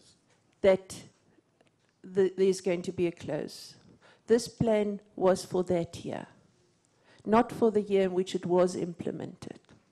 No, you present, can I explain? Yes, of course. You present this year for the following year, for the following financial year. So you start a cycle. Yes, let me put it a little bit clearer. The plan that we have from Dr. Malamela is not the plan for the period 1 March 2015 to 31 March 2016. And I'll take you to the plan just now. Okay. So this was a previous version of a plan, prepared a year before. Will you agree with that? It would seem like yes. Yes. Yes. Yes. But a small thing in that paragraph, shouldn't 1 March have read 1 April? I should think so, yeah. I didn't want to sound like I'm arguing. I should have done that. Should have been that. No, by reading it, it appears that it was intended to be 1 April. 1 April. But it doesn't meet the point that council makes in any event. because the plan of Dr. Manamela is much later, in 2015. You get the point? Yes, I get the point. Okay, proceed, Council. So just to tie up that, there were many versions of this plan, and this is one of the early versions that you've attached to your papers in July 2017. Yes, the plans were developed. So can I just ask you, nothing much turn on it, but just for my curiosity, why didn't you attach the last plan? Maybe I could attach what I could. Let us move on. Could I take you to paragraph 18? Okay. And then I will leave this affidavit after that for the moment.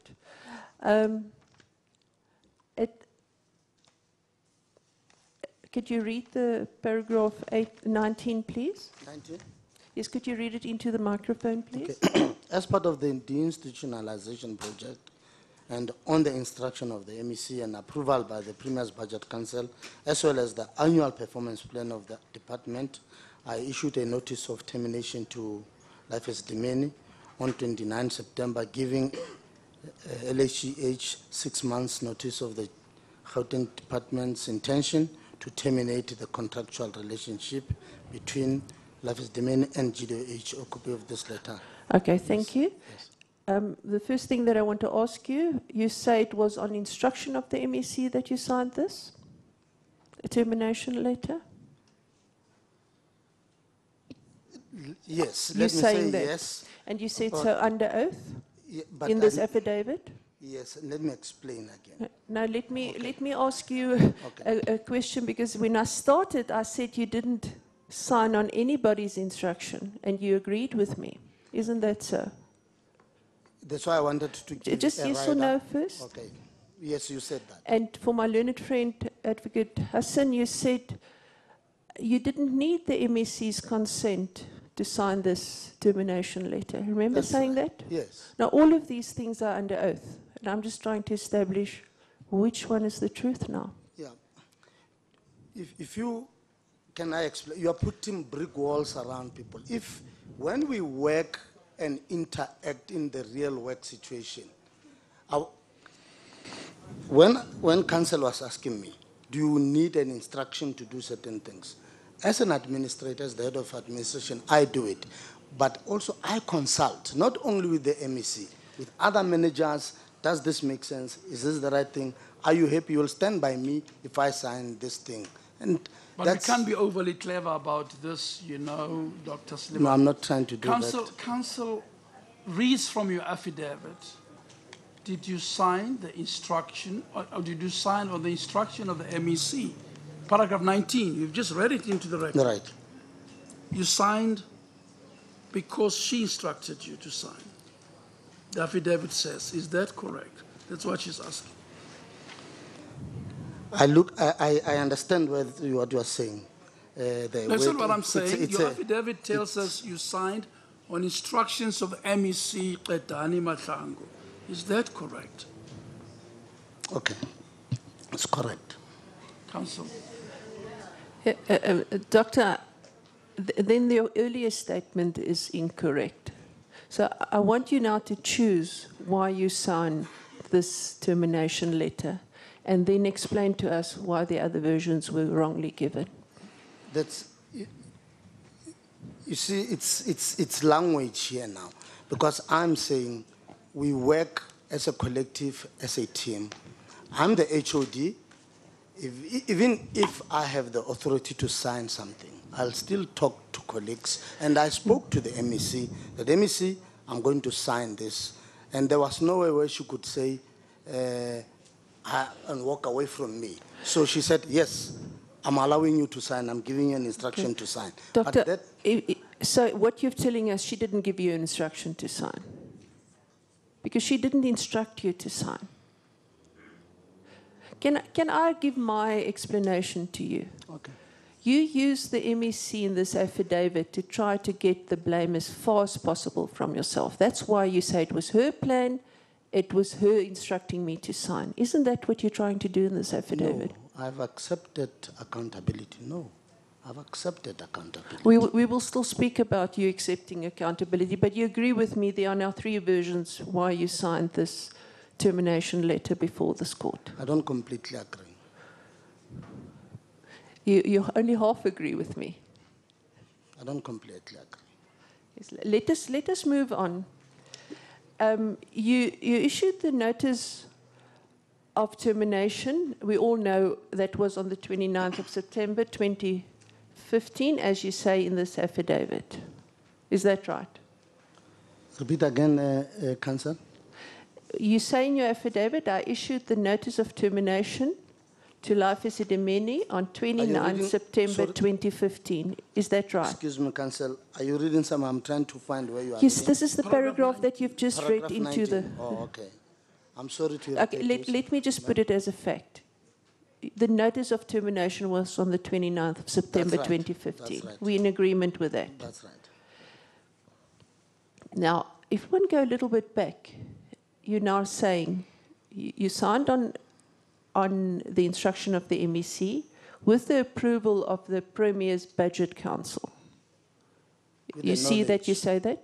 Did they say to you, you must sign that termination letter? The Premier's budget? Yes. No, that's what I'm saying, with the knowledge of the Premier's Budget Council. Okay, so with the approval?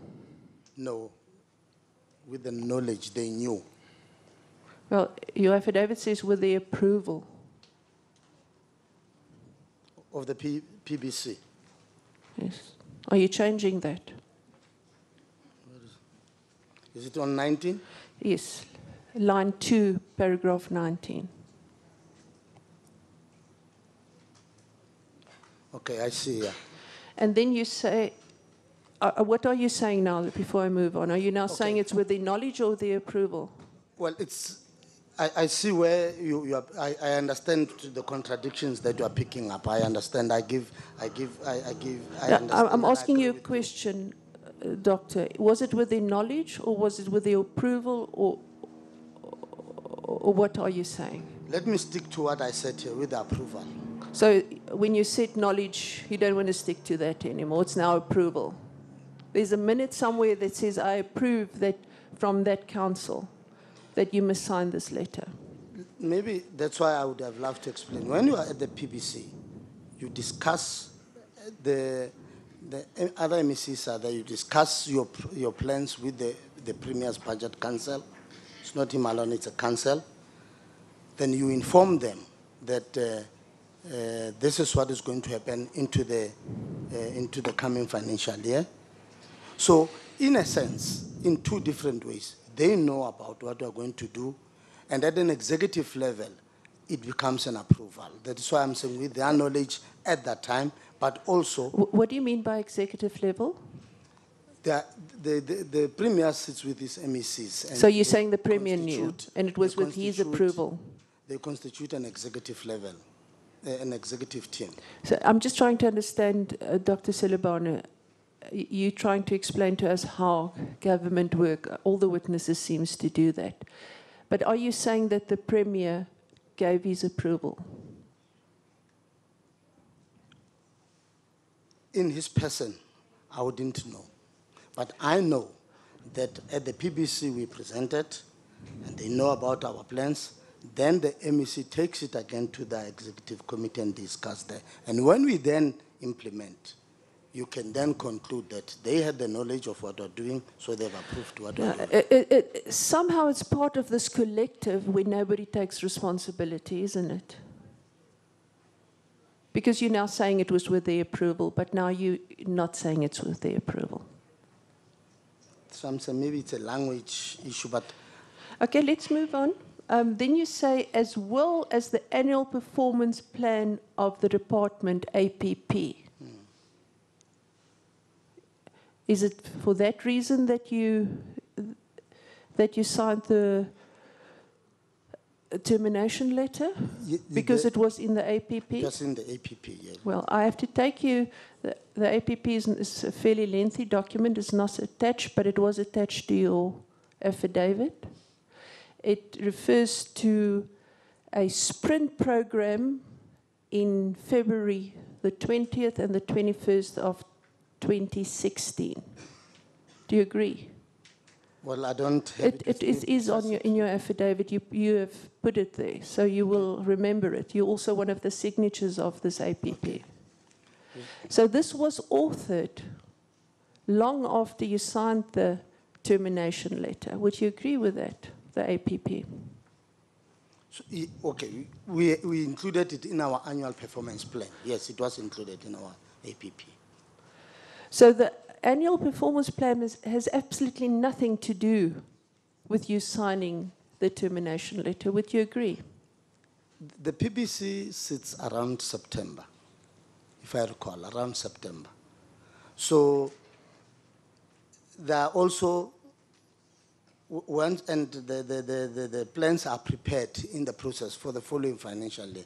What we prepare for now, like what they are doing now, they are preparing everything now for the coming year. I accept that, Doctor. The only thing that I put to you is that the APP had nothing to do with your signing the termination letter, as you state in paragraph 19, because it was prepared long after your signature to that termination letter. All right, yes. Can you confront? Yeah, the answer is yes. Okay. Thank you very much. For the moment, I'm just going to leave this affidavit of yours, but I'm coming back to it a little bit while later again.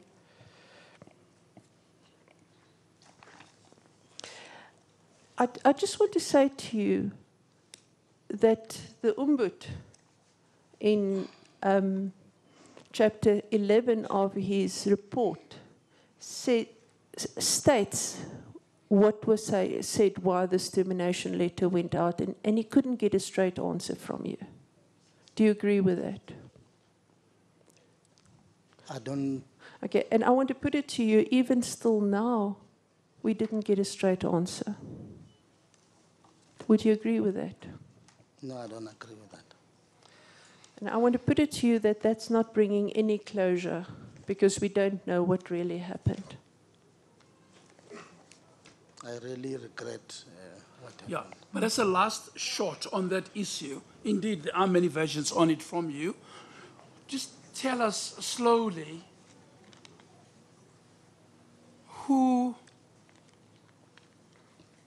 approved the termination letter. Other than that, I signed it, Justice. Once I signed it, there was no one to approve because I'm the administrative, I'm the last one, the letter. But before you sent it out and signed it, were there any other people who deliberated on the termination letter? No, the deliberation comes first, the discussions come first, and then there's an agreement, then I signed the letter. In your affidavit, you refer to the Premier's Budget Council, you refer to the MEC, and you say all those people approved the termination letter. What does that mean? Well, what it means, and I hear... I'm affording you an opportunity. I mean, there are obvious contradictions. Yeah, there are. You agree there are, right? Yeah, they come that out council has that put way. to you. So I'll give you just the last opportunity for, even less for me and more for these family members, for them to know what really happened. Because the termination letter is really the start. I don't want to say of all evil, but it was the start of this tragedy.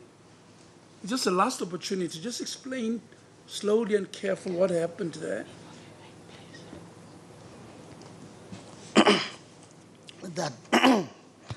Thank you, Justice. There are discussions in the department around contracts and the fiscal pressure and revenue enhancement. It's not in one meeting, several meetings across the province. The pressure is severe, and with managers and myself, we look at where can we try and distribute resources who are in bad shape, because we will need money to buy medication, to do this, to do that within the system. And the budget has shrunk in real terms. We have a discussion over these matters with the MEC. She's aware of that. The government itself, meaning now led by the Premier, they are aware of the pressures inside the department. Then they say, you've got to find ways and means of giving the same services without compromising service and patients. Sit down, find, like what Council before showed, what MEC Barbara Chrissy said. Cancel all these things, trips, what, food, this, cancel all those things. Save that money for patient services. That is done, but the pressure is still high. And there are real reasons why the pressure is high. There's a lot of inward movement into the province. There's no way that if a patient walks in a hospital, we say, oh no, we don't have money. Go home and come back next month when we have money. We don't do that. Your big hospitals carry students who are trained in the hospitals. They consume huge amounts of money because of the type of service that they give. And I'm explaining partly this. There's a lot of inward migration, but there's also both cross-boundary and cross our own provincial boundaries and our national borders. And majority of people are in Gauteng. And at that time, if I recall, the budget was about 36.8, 36.4, somewhere there. 60% of health is very, very labor-intensive.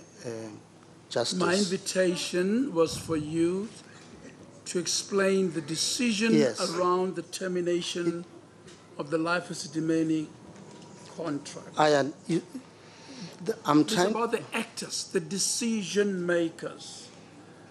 Okay, I'll stop. The background may be valuable, but I still want to know,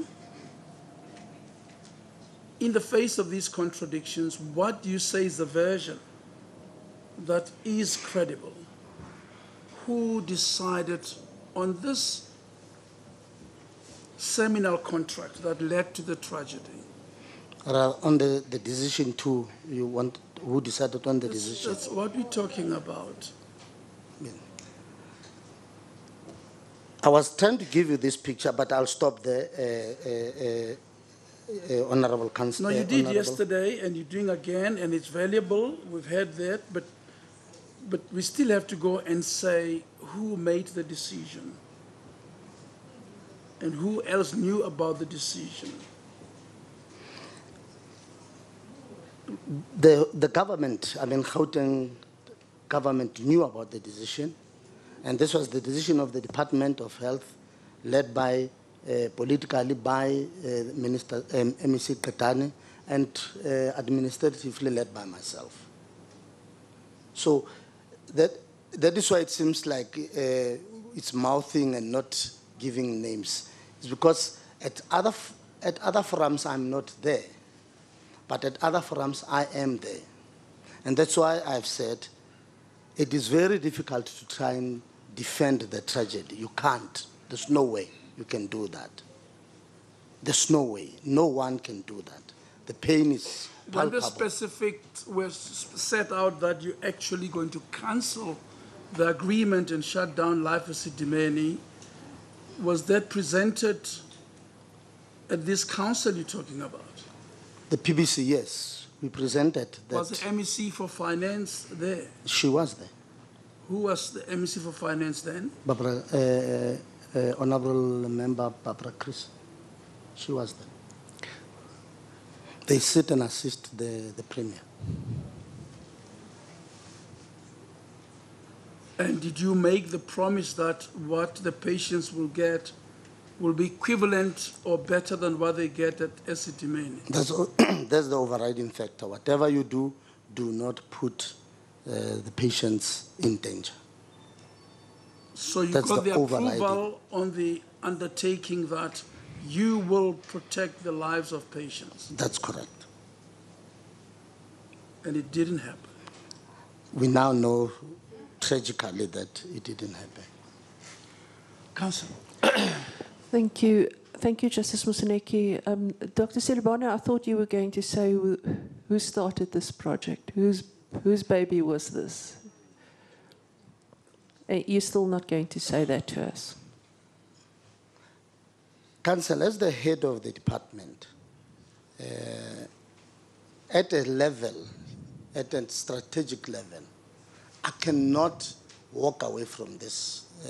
Yeah, we will still speak about that, Doctor, I assure you. Are you going to answer my question? Well, my question would be, then I am the one.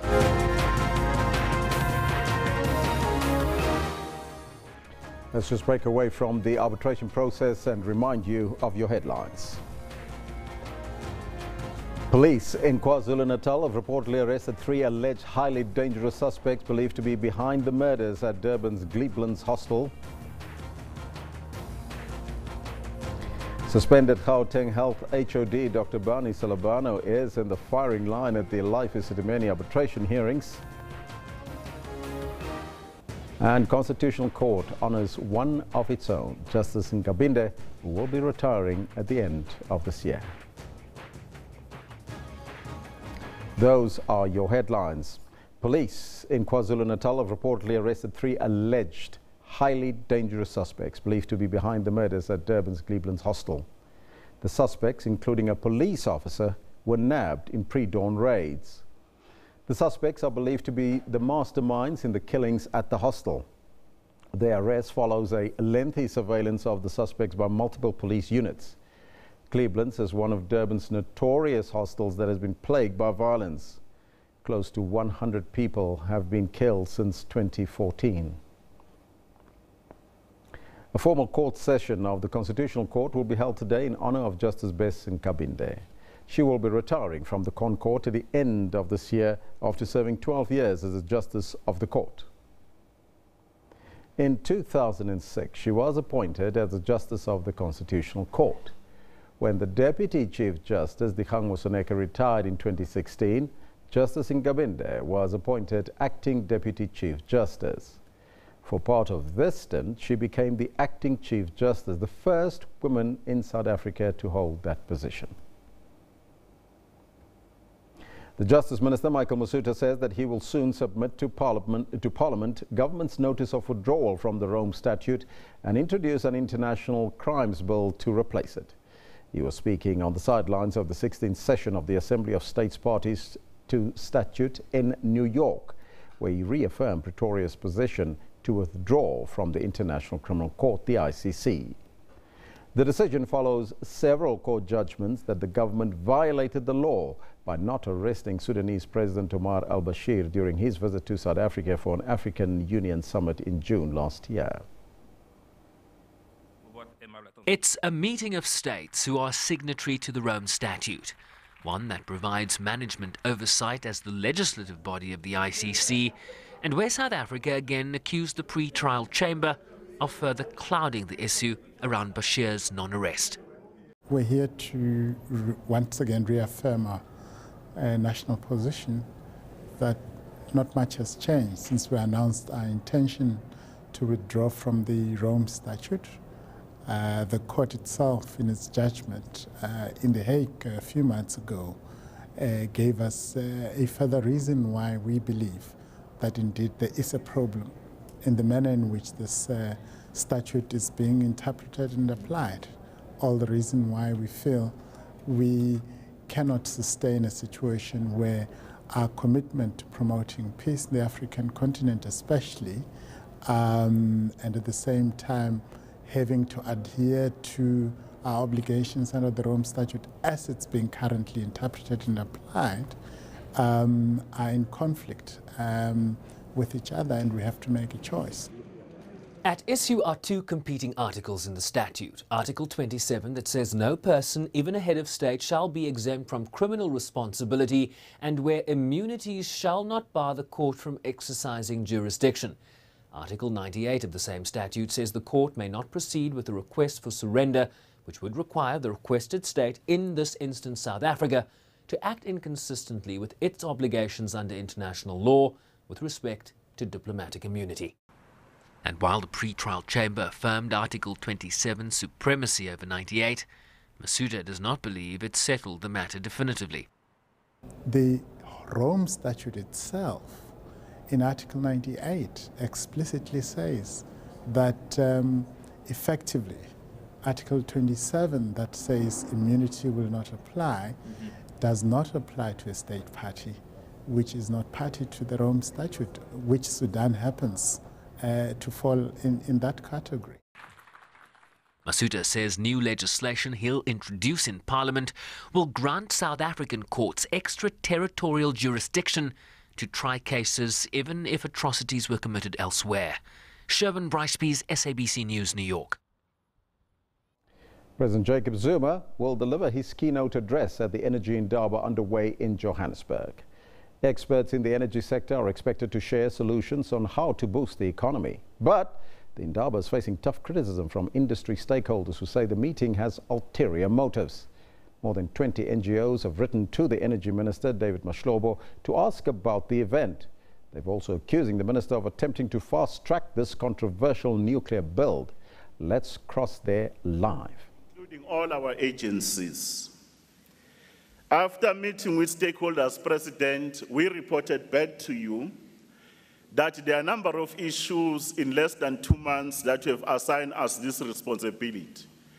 In our engagement and listening to people, we discovered that there was a lot of issues that were coming up, but in the main, there was an agreement that energy, it is a catalyst for economic growth, for prosperity, for development and stability. Because if energy is not harnessed, we will have a number of challenges. Equally, in our discussions, President, we discovered that energy is highly contested. In the main, through your own teachings, President, we understood that energy has aspects of economy. It can change our conditions. But while at the very same time it can be the biggest economic driver, we must also be able to guard against greed, to make profits at the expense of our people. Secondly, we understood, as you taught us, that energy has an element of security, including national sovereignty and national interest. Those countries that have been able to invest broadly, they did change their fortunes. They know that it is a security of supply, it's sustainable all the time, but more importantly, those nations, they know that who are they, where do they come from, what do they stand for. It gives them a clout in the communities of the world. We also understood that energy is an element of politics. It can be used by those that have natural endowments as an advantage. They will have a clout and influences the geopolitics of the world. But those nations who don't have sufficient and adequate energy, they can become vulnerable. They will be at the mercy of those that are dominant. And South Africa, if indeed we want to remain a sovereign state, we don't rely on other whims and political shenanigans that happen in the world. It is very important to secure our energy space. Lastly, President, on the same matter, you taught us around the 3 pillars. We have added the 4th pillar, which is the issues of environment.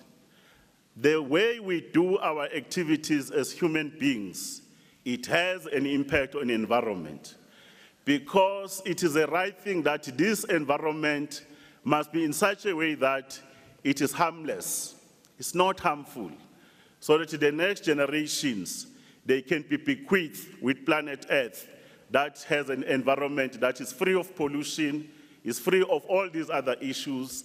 Hence our quest and your leadership during the Durban Summit on environment. You ensured that a platform has been laid By the time South Africa and the world convened in Paris, what is commonly known today as a Paris Declaration, where ultimately South Africa, we are one of the countries that signed the treaty around climate change. We know that we need to reduce emissions, improve technology, so that we can improve issues of efficiency, but also deal with these other issues. That's how we have been able to understand President. While we met, we also discovered that there are people who want to tell our story without us in the sector. We then said, let's come together and answer an important question. The question you have always asked us, what comes before? Is it energy or the economy? It's like the story in the last few days, what is more important between water and energy? We can respond, President, to say, all of them, they are very important. They have an inherent tension. Other people, they believe that they are mutually exclusive, but we believe they are mutually dependent. The other one needs the other one needs the other. But today we are not here, President, to complain and quibble. These men and women who are here, they are here to answer one question. What are they going to do from today to grow our economy? What are we going to do to grow our economy amid the economic challenges? We all agree it's the right thing to do.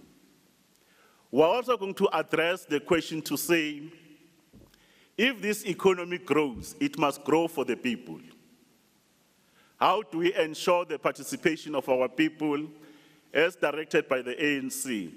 Radical socio-economic transformation. The sector has to transform. It can't remain to be the preserve only for the few.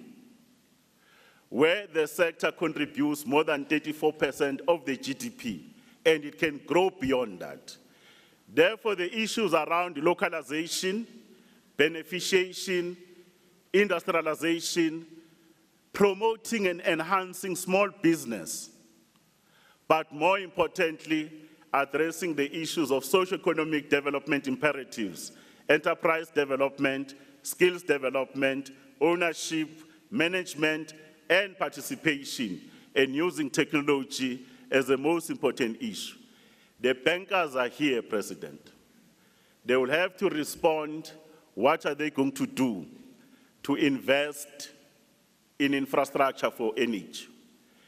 And if you know that Africa is the only continent that has the biggest potential around fourth industrial revolution, we are the most richest continent.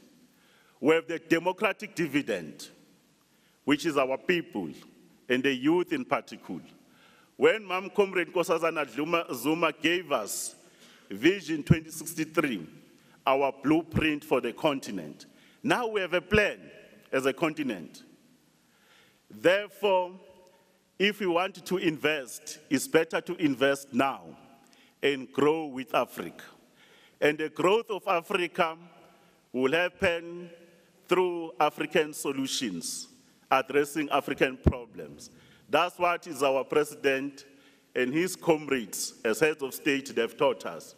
No growth about African continent without African people. International community president is here. They will have to partner with us. They don't have to give us the rules, it's partnership. And the partnership should be dynamic. I'm not here to give a speech, but this is the reason why, President, over the next 1.5 days, we'll remain here after we've addressed us. We'll get down to work. We'll roll out our sleeves. By next week, we should give you the plan. That must give hope to South Africans, grow the sector. But remember the decisions we take here, they have an impact on our neighboring states. The decisions we make here, they must make us a leader globally with respect to issues of energy. I will now take this opportunity not to introduce the president. The president is known. President Zuma is our father as a nation, and he has worked very hard for some of us to be sitting here today with other leaders of the ANC and freedom fighters, that together we can convene in this way to shape our future and our destiny. From humble beginnings, he paid a dearest price because of the love of people. The most caring president that some of us have ever met. He loves education. He loves development. President Zuma has bequeathed us, which is now well-renowned, called the National Development Plan. For the first time, like other countries in the world, we have a blueprint, our North Star. That North Star is trying to say, where are we going as a nation? Now it's time to get down to work. President Zuma, you also know that under difficult conditions, he has kept this economy going. When there was a recession and all these other things, since 2009 until today, we have remained resilient, despite the challenges that are being experienced in the world. Therefore, when he addresses this forum, he is also the chair of the African Union.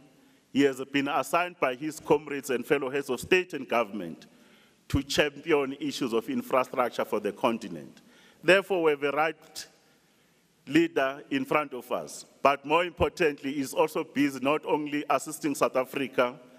President Zuma is now the chair of SADC. He doesn't sleep. He keeps us all busy all the time.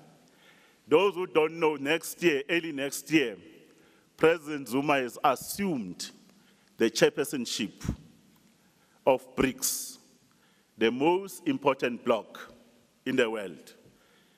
Next year, we'll be hosting other heads of state and government.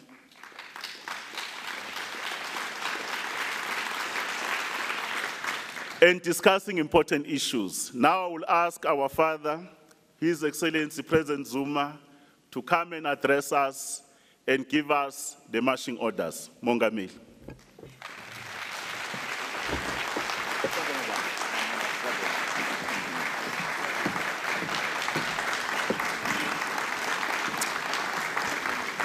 Thank you very much. We may be seated. Minister, I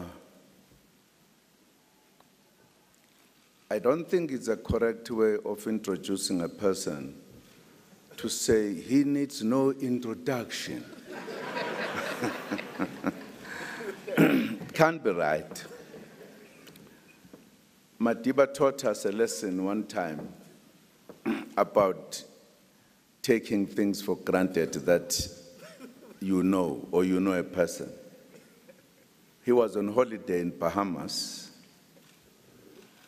He used to love taking walks, and as he was walking, he met a young couple, and the lady recognized him, and the gentleman did not. And she got excited, you know, wherever Madiba was, people got excited. And she said to the husband, "Mr. Mandela, Mr. Mandela." And the husband said, "What is he famous of?" "Mr. Mandela from South Africa." "What is he famous of?" And they were getting closer to Madiba. She got shy, and she did not respond to the husband. And the husband, as they met Madiba, he then looked Madiba in his eyes. He said, "Sir, what are you famous of?" The lesson is that don't take things for granted. For an example, if I introduce myself, I'm Jacob Zuma, who is just a president of the ANC for the next week and few days. Thereafter, not.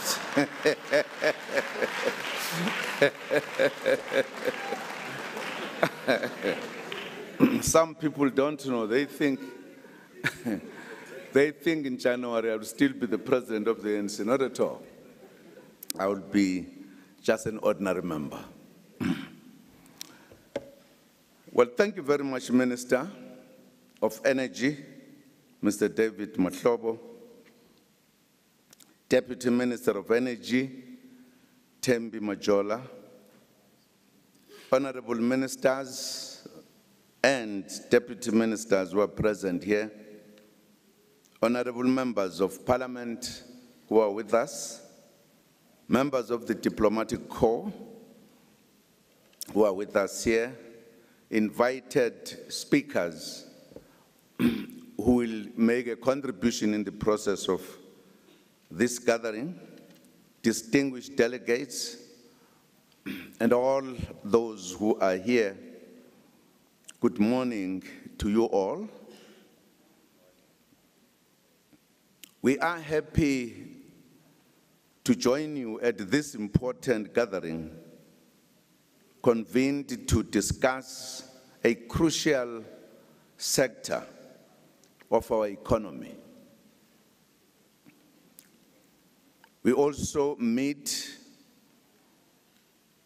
just days after the encouraging news that South Africa's economy grew by 2% in the third quarter of 2017, boosted by the strong performance of our agricultural sector.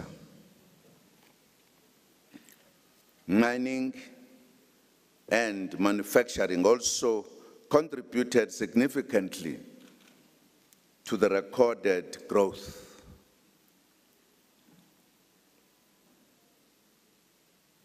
We are not out of the woods yet, but such positive news encourages us to work harder to find solutions to the African difficulties that our country is facing.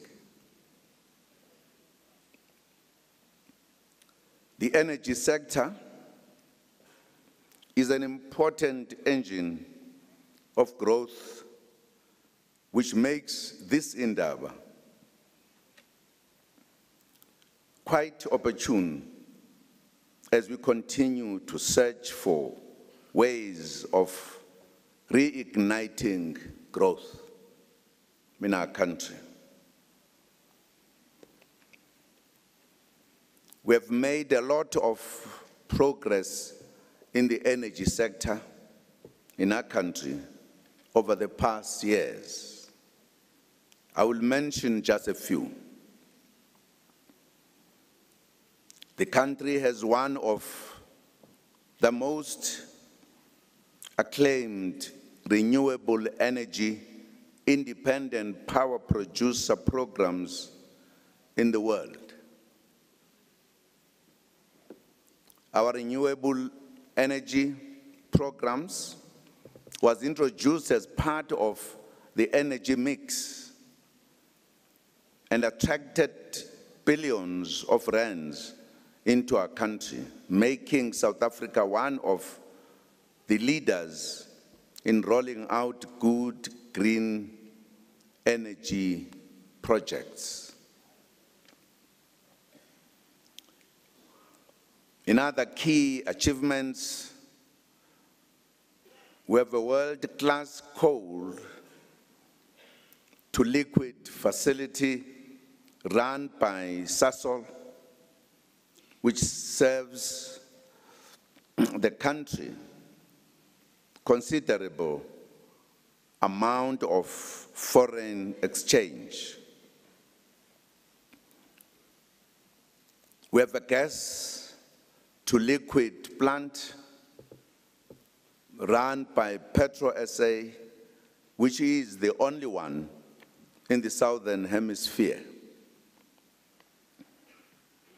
South Africa boasts a nuclear research reactor facing the research reactor facility at Pelindaba that produces nuclear medicine which gets injected to a patient on average every 3 seconds in more than 60 countries. We are also proud of our pebble bed nuclear fuel produced at Pelindaba that has withstood high temperatures without an impact on its integrity.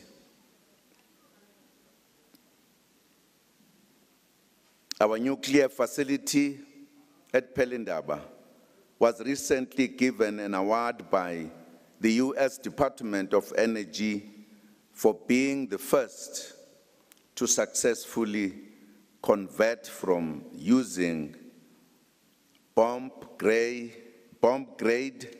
uranium to low-enriched uranium. Units at our Koeberg nuclear power station continue to break records for uninterrupted power generation. Added to this is our program of extending electricity to our households to improve the quality of life. Over the past 23 years of our democracy, we have been able to increase access from a mere 34% to 85% of our population. Thousands of people in rural areas and informal settlements now have a better life. They can switch on the lights, cook, watch television, and have a better life due to the installation of electricity. This is one of the untold stories about the successes of our country, South Africa. Our country went through a difficult period a few years ago, facing energy shortages. In 2014, we developed the 9-point plan to turn the economy around. Key amongst the interventions, we added resolving the energy challenge. We embarked on an efficient maintenance plan while continuing with our build program, continuing with the building of 3 new power stations. We now have surplus electricity, which is good for our economy and our people. We are pleased that the efforts government and its partners put in resolving the energy challenge have borne fruit. We want to ensure that we never experience an energy shortage again in our country. In this regard, we will continuously invest in power generation, transmission, and distribution infrastructure. We are pursuing our energy security master plan. We are looking at an energy mix that includes coal, solar, wind, hydro, gas, and nuclear energy. Energy is also one of the major areas of regional cooperation. South Africa exports electricity to the region and imports hydro-generated electricity from Mozambique. Our country benefits from natural gas imports from Mozambique. ESCOM and its counterparts in Zimbabwe and Mozambique are going to embark on a program to further interconnect the three countries under the Mozisa transmission framework. This will ensure that any utility in the region that has spare capacity can be able to trade with their counterparts in the region. On liquid fuels, South Africa continues to supply fuels to countries in the region whilst benefiting from import infrastructure that has been built in the neighboring countries. This infrastructure provides an alternative supply, an alternative supply route into the country, and this diversity adds to energy security. The region is, however, a net importer of refined products. There is thus a need to invest in new refining capacity that will benefit the region as a whole. On regulation, our national energy regulator, NERSA, continues to harmonize electricity regulation in the region with its counterparts under the auspices of the Regional Electricity Regulators Association. As we deliberate, I urge you to reflect as well on how we can take regional cooperation further in SADC, in the energy sector in particular. One of the reasons why we are emphasizing on energy, I know that there's been a long debate about the types of it. The fact is that without energy, there will be very little economy. But energy is indeed a catalyst. With energy, you can grow your economy to become bigger and bigger. It's an advantage. And that's why I'm happy to see many of you here to discuss this matter. This indaba, this energy indaba, takes place at a time when the offshoots of global economic recovery are being threatened by ever-increasing energy costs. The price of crude oil has more than doubled in a space of 24 months.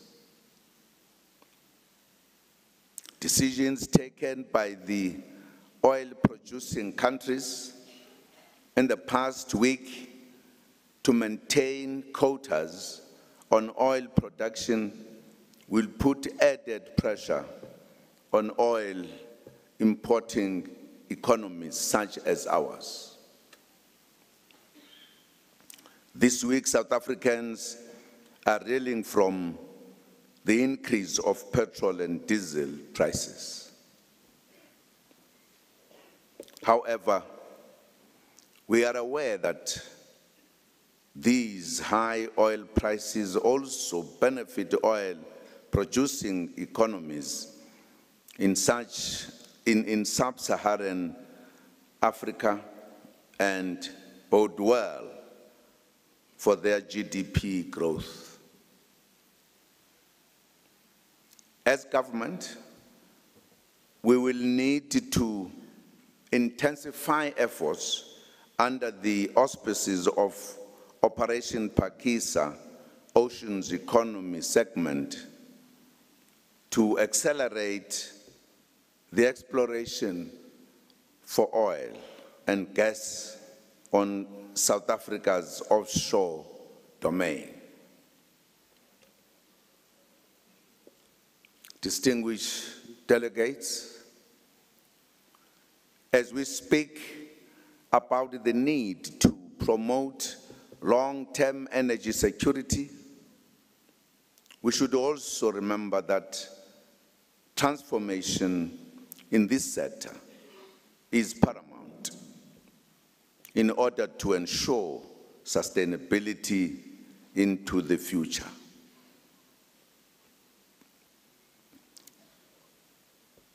The ANC adopted radical socio-economic transformation as its policy at its 53rd National Conference in Mangaung in 2012, and it automatically became government policy.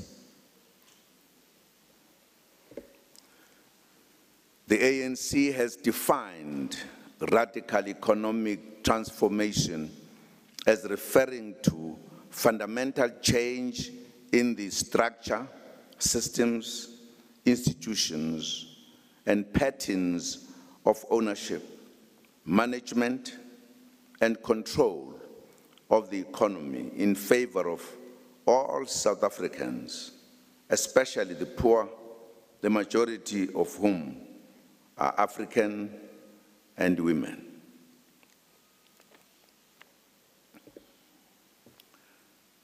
The ANC, which is the ruling party, in January 8, 2017 statement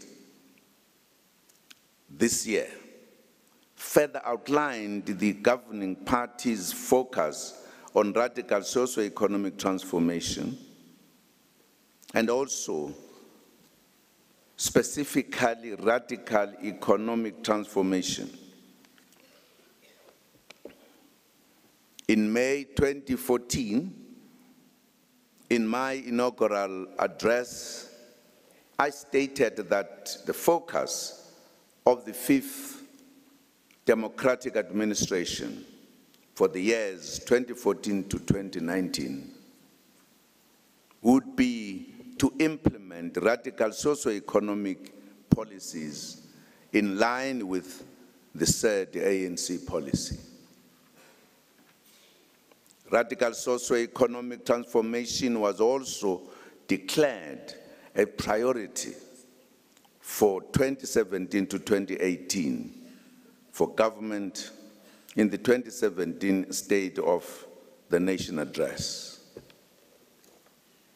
We therefore reject the incorrect and patronizing assertions by some sections of society that the radical economic transformation policy was developed by a company from London for the black people of South Africa. The policy originated from the ANC.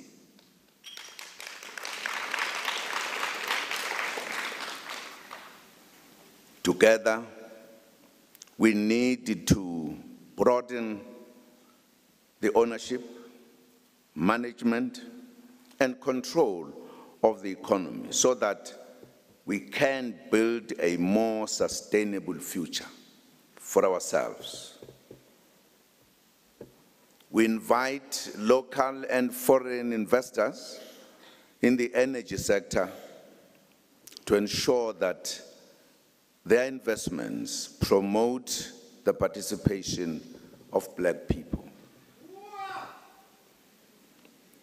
We need to create strong local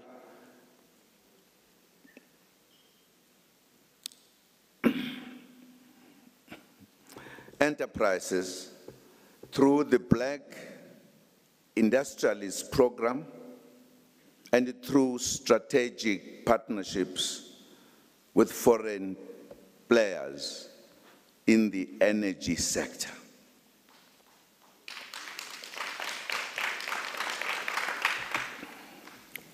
Discussions with business on the implementation of this policy are necessary so that we move together. I think there is an important point to make.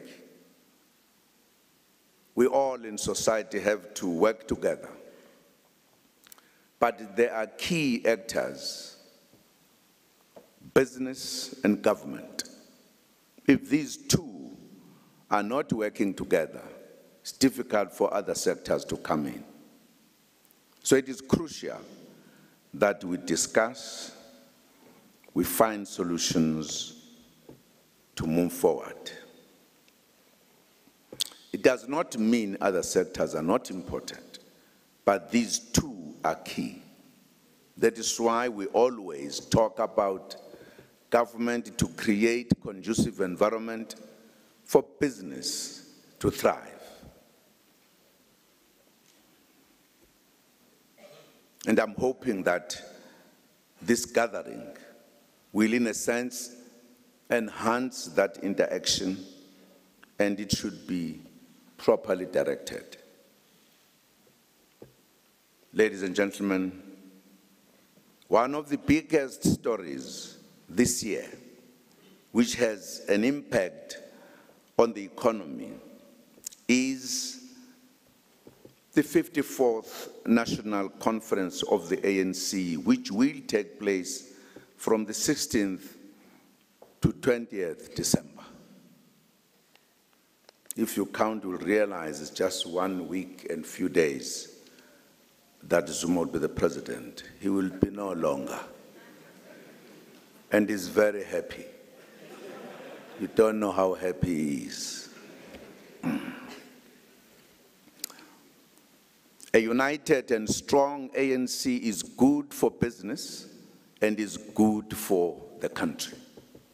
That is our conviction for a variety of reasons that we could talk about. We know that there is a lot of anxiety in the business community at this time about what will transpire at the conference and the impact of the country's future, and even that of the region, SADC itself. In my capacity as president of the ANC, let me assure you that everything possible is being done to ensure a successful conference and transition to the future. The National Executive Committee of the governing party held its last ordinary meeting this past weekend, and it was one of the warmest, most productive, and the most comradely meetings we have ever had. The NEC was united in the resolve to ensure a successful, peaceful, orderly conference. I met with the 7 ANC presidential hopefuls recently, and we agreed on the need to ensure unity, order, and cohesion at the conference. The presidential hopefuls also met with ANC provincial secretaries and chairpersons, and the same message was emphasized. I prefixed my intervention to them that I was speaking as now a president with a qualification, an outgoing president.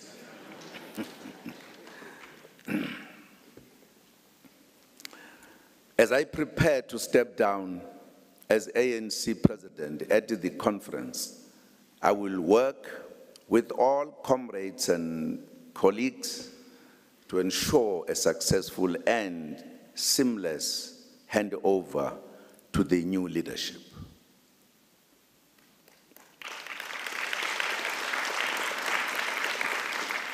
We believe in the ANC that if you can be a leader, we are prepared to lead, you must also be prepared to be led. We need to unite as a nation and ensure that we face the challenges together and find solutions together as we build a prosperous South Africa. Ladies and gentlemen, you will engage in important deliberations over the next 2 days. I look forward to receiving the report of the conference and a program of action detailing how you believe we can use the energy sector as a catalyst to reignite our economy and improve the quality of life of our people. So there are greater expectations to this gathering. And I'm also happy that foreign countries and organizations are represented. Because having said we need to work together in South Africa, but we need to work together, all of us, globally. We need to benefit, all of us. If South Africa has the raw material, it must also have an opportunity to beneficiate so that business could be balanced. Ladies and gentlemen, distinguished participants, I wish you a successful endeavor. Thank you very much.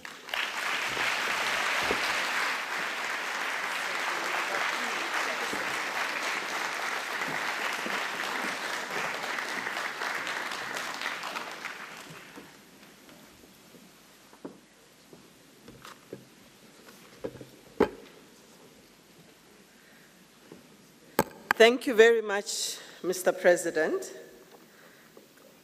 We're all looking forward to hearing what your view and your take on this endeavor is. And I think we are very clear now. We have our work cut out for us because we need to make sure that we have energy security. That was the president opening the energy indaba there. Of course, a very important function that we have to do. We'll take a short break and we'll be right back after that.